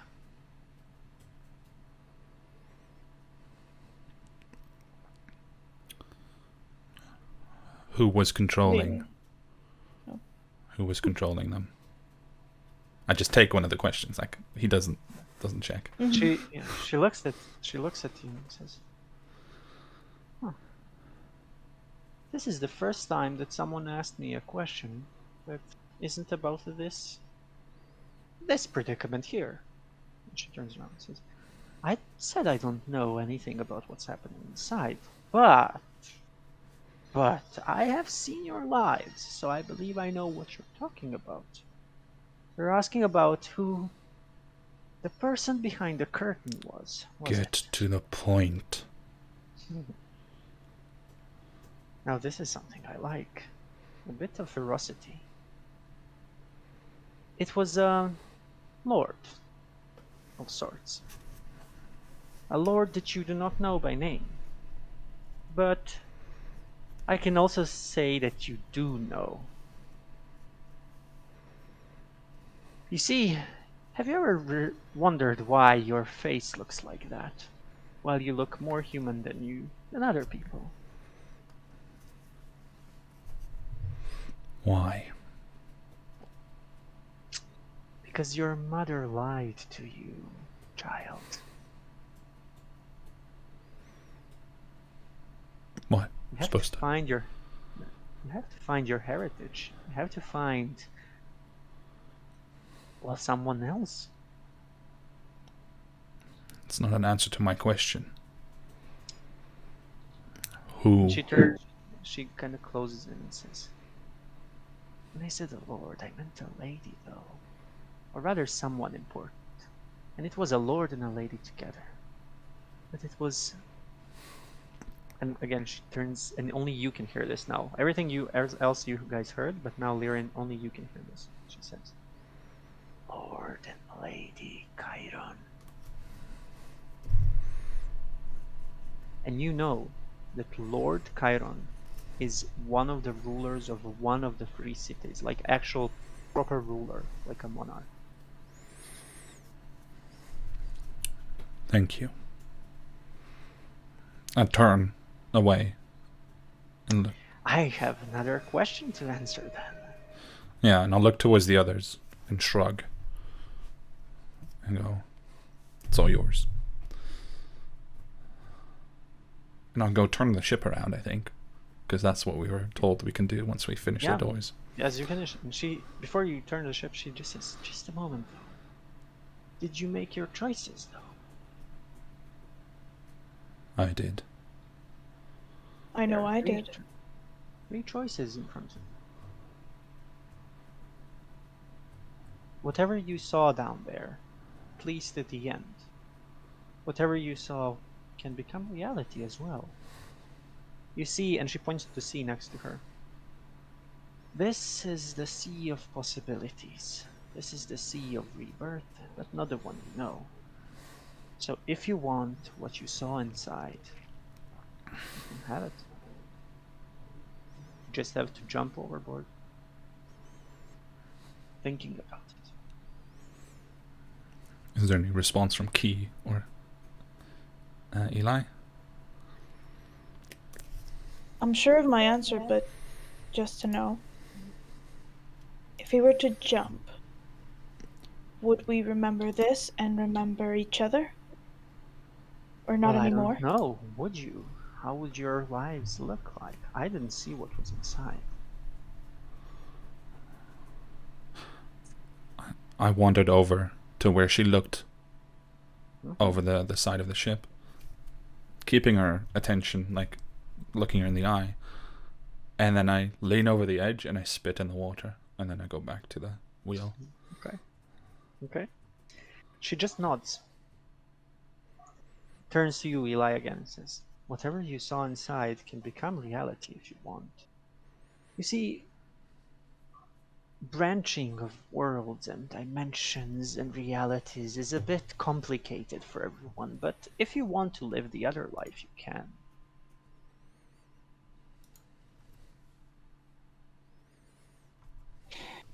I don't think I will.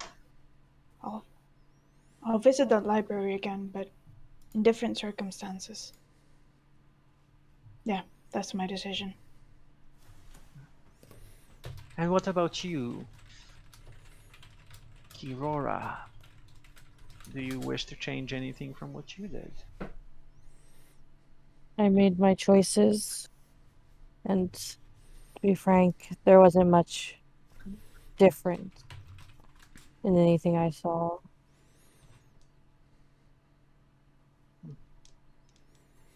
Very well then. Turn the ship around. You're free to go. There is no point in keeping you here. But now, I am very curious. First of all, you didn't ask me a third question. That's a first. And the Who second are thing, you really? there's the question. I am not an elf. And her face starts turning, like, her features start, like, switching and like, just changing a bit. And those nice lines of an elf turn into a human first. And then there are wrinkles all over her face. And then there's a very small, like, a beard happening. Her voice deepens. And then those two rags that are around her wrists and going into the ship, they turn into chains. And he raises his hands, and these chains bring, like, they're still ghostly and ethereal, but they still bring 10 of these chained figures, not really figures, but like statues in front. All of you can easily guess this, but you know that the actual depiction of the of the god of death, Turnus, is an old man standing with two chains in his hands over 10 other figures that are said to be the races of the world, but no one knows. And he looks at you and says, I am the Lord of Death, and I can undo death. You've made your choices, and you're free to go back to your own lives, back to whatever is destined for you. However, know this. Anyone who has been on this ship and anyone who was brought back to life will always be hunted. Being reborn is not something you should ever think of lightly. And he looks at you, Keys, and says, I know your full story, but it is not my place to say it. You will learn it one day. All of you will learn what and why these strings of fate have brought you together. Oh, that reminds me. And he just, as he's holding the chain, just points one finger at all three of you. And you feel as if there's a small magical presence just next to your heart, and something is there. Stays there. This is just so that you can actually cross back into the material plane. That symbol will stay with you. Do not show it. Those that are trying to usurp us here as well will hunt you down. Relentlessly. No quarter and no mercy. But I think you're ready. And he pulls these chains closer to him. And as he does, it's like he's pulling the mountain, the cliffside close, because the ship just, like, basically the cliffside just moves with these chains. He's like, and the cliffside is immediately there, and the door just appears on the ship. Again, nothing behind the door.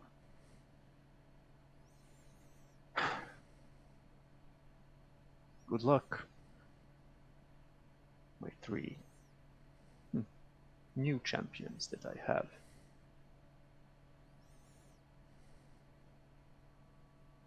But I hope I do not see you again soon. You won't. Good.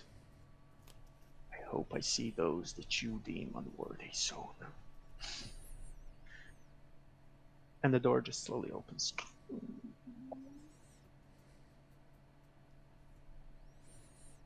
And even before you reach the door, there's a moment in time where instead of anything happening, all three of you blink at the same time. And you're back. You're back exactly where you were. And now you realized exactly in how you died. At least for a moment. You were on a mission. And next to you stands a huge red dragon with his maws open. Fire all around you. All three of you unsinged now. And as it stares down into your eyes, you stare back, and you remember. Right, you were sent to kill a dragon. And you'll fucking do it. And that is where we will end this one shot. Fuck yeah, we will. Yeah, that was amazing. Very cool. Very cool. Nice you. job, Milos. That was awesome. Thank you very much. Oh. It was a bit longer than I anticipated, but yeah. I completely agree with Simon. It was amazing. It's really, really nice balance of everything. And I think everyone got to kind of have their shining moment. Thank you. Wow, gonna have to take some time to take that in. But in the meantime, or rather, Milos, since you were the DM for tonight, would you like to say farewell on behalf of the stream? Sure. Well, Simon and everyone else that was here, thank you. Thank you for following this. This was one of the scariest experiences of my life. But hey, you have to do it sometime. So thank you. Thank you three for just creating splendid characters to play with. I had so much fun designing this. Like, actually had so much fun. And yeah, it was really a blast for me too. I was afraid of several things happening, but hey, they didn't. I was very afraid someone would attack Nia. That. I'm glad you didn't. And yeah, That would have been a short one shot. kinda, not really. There was, yeah, but thank you. Thank you for playing, and yeah, thank you everyone for watching, and we'll Yes. see you next time with our own normal campaign where we are going to explore a bit more of everything, because the tower is crazy, just so you know. All right. Well, thank you again, Milos, and we will see you next Thank week you. at 6 p.m. CEST with the next episode of Tales of a Day. Until then, Yes. take care. Bye. Yeah.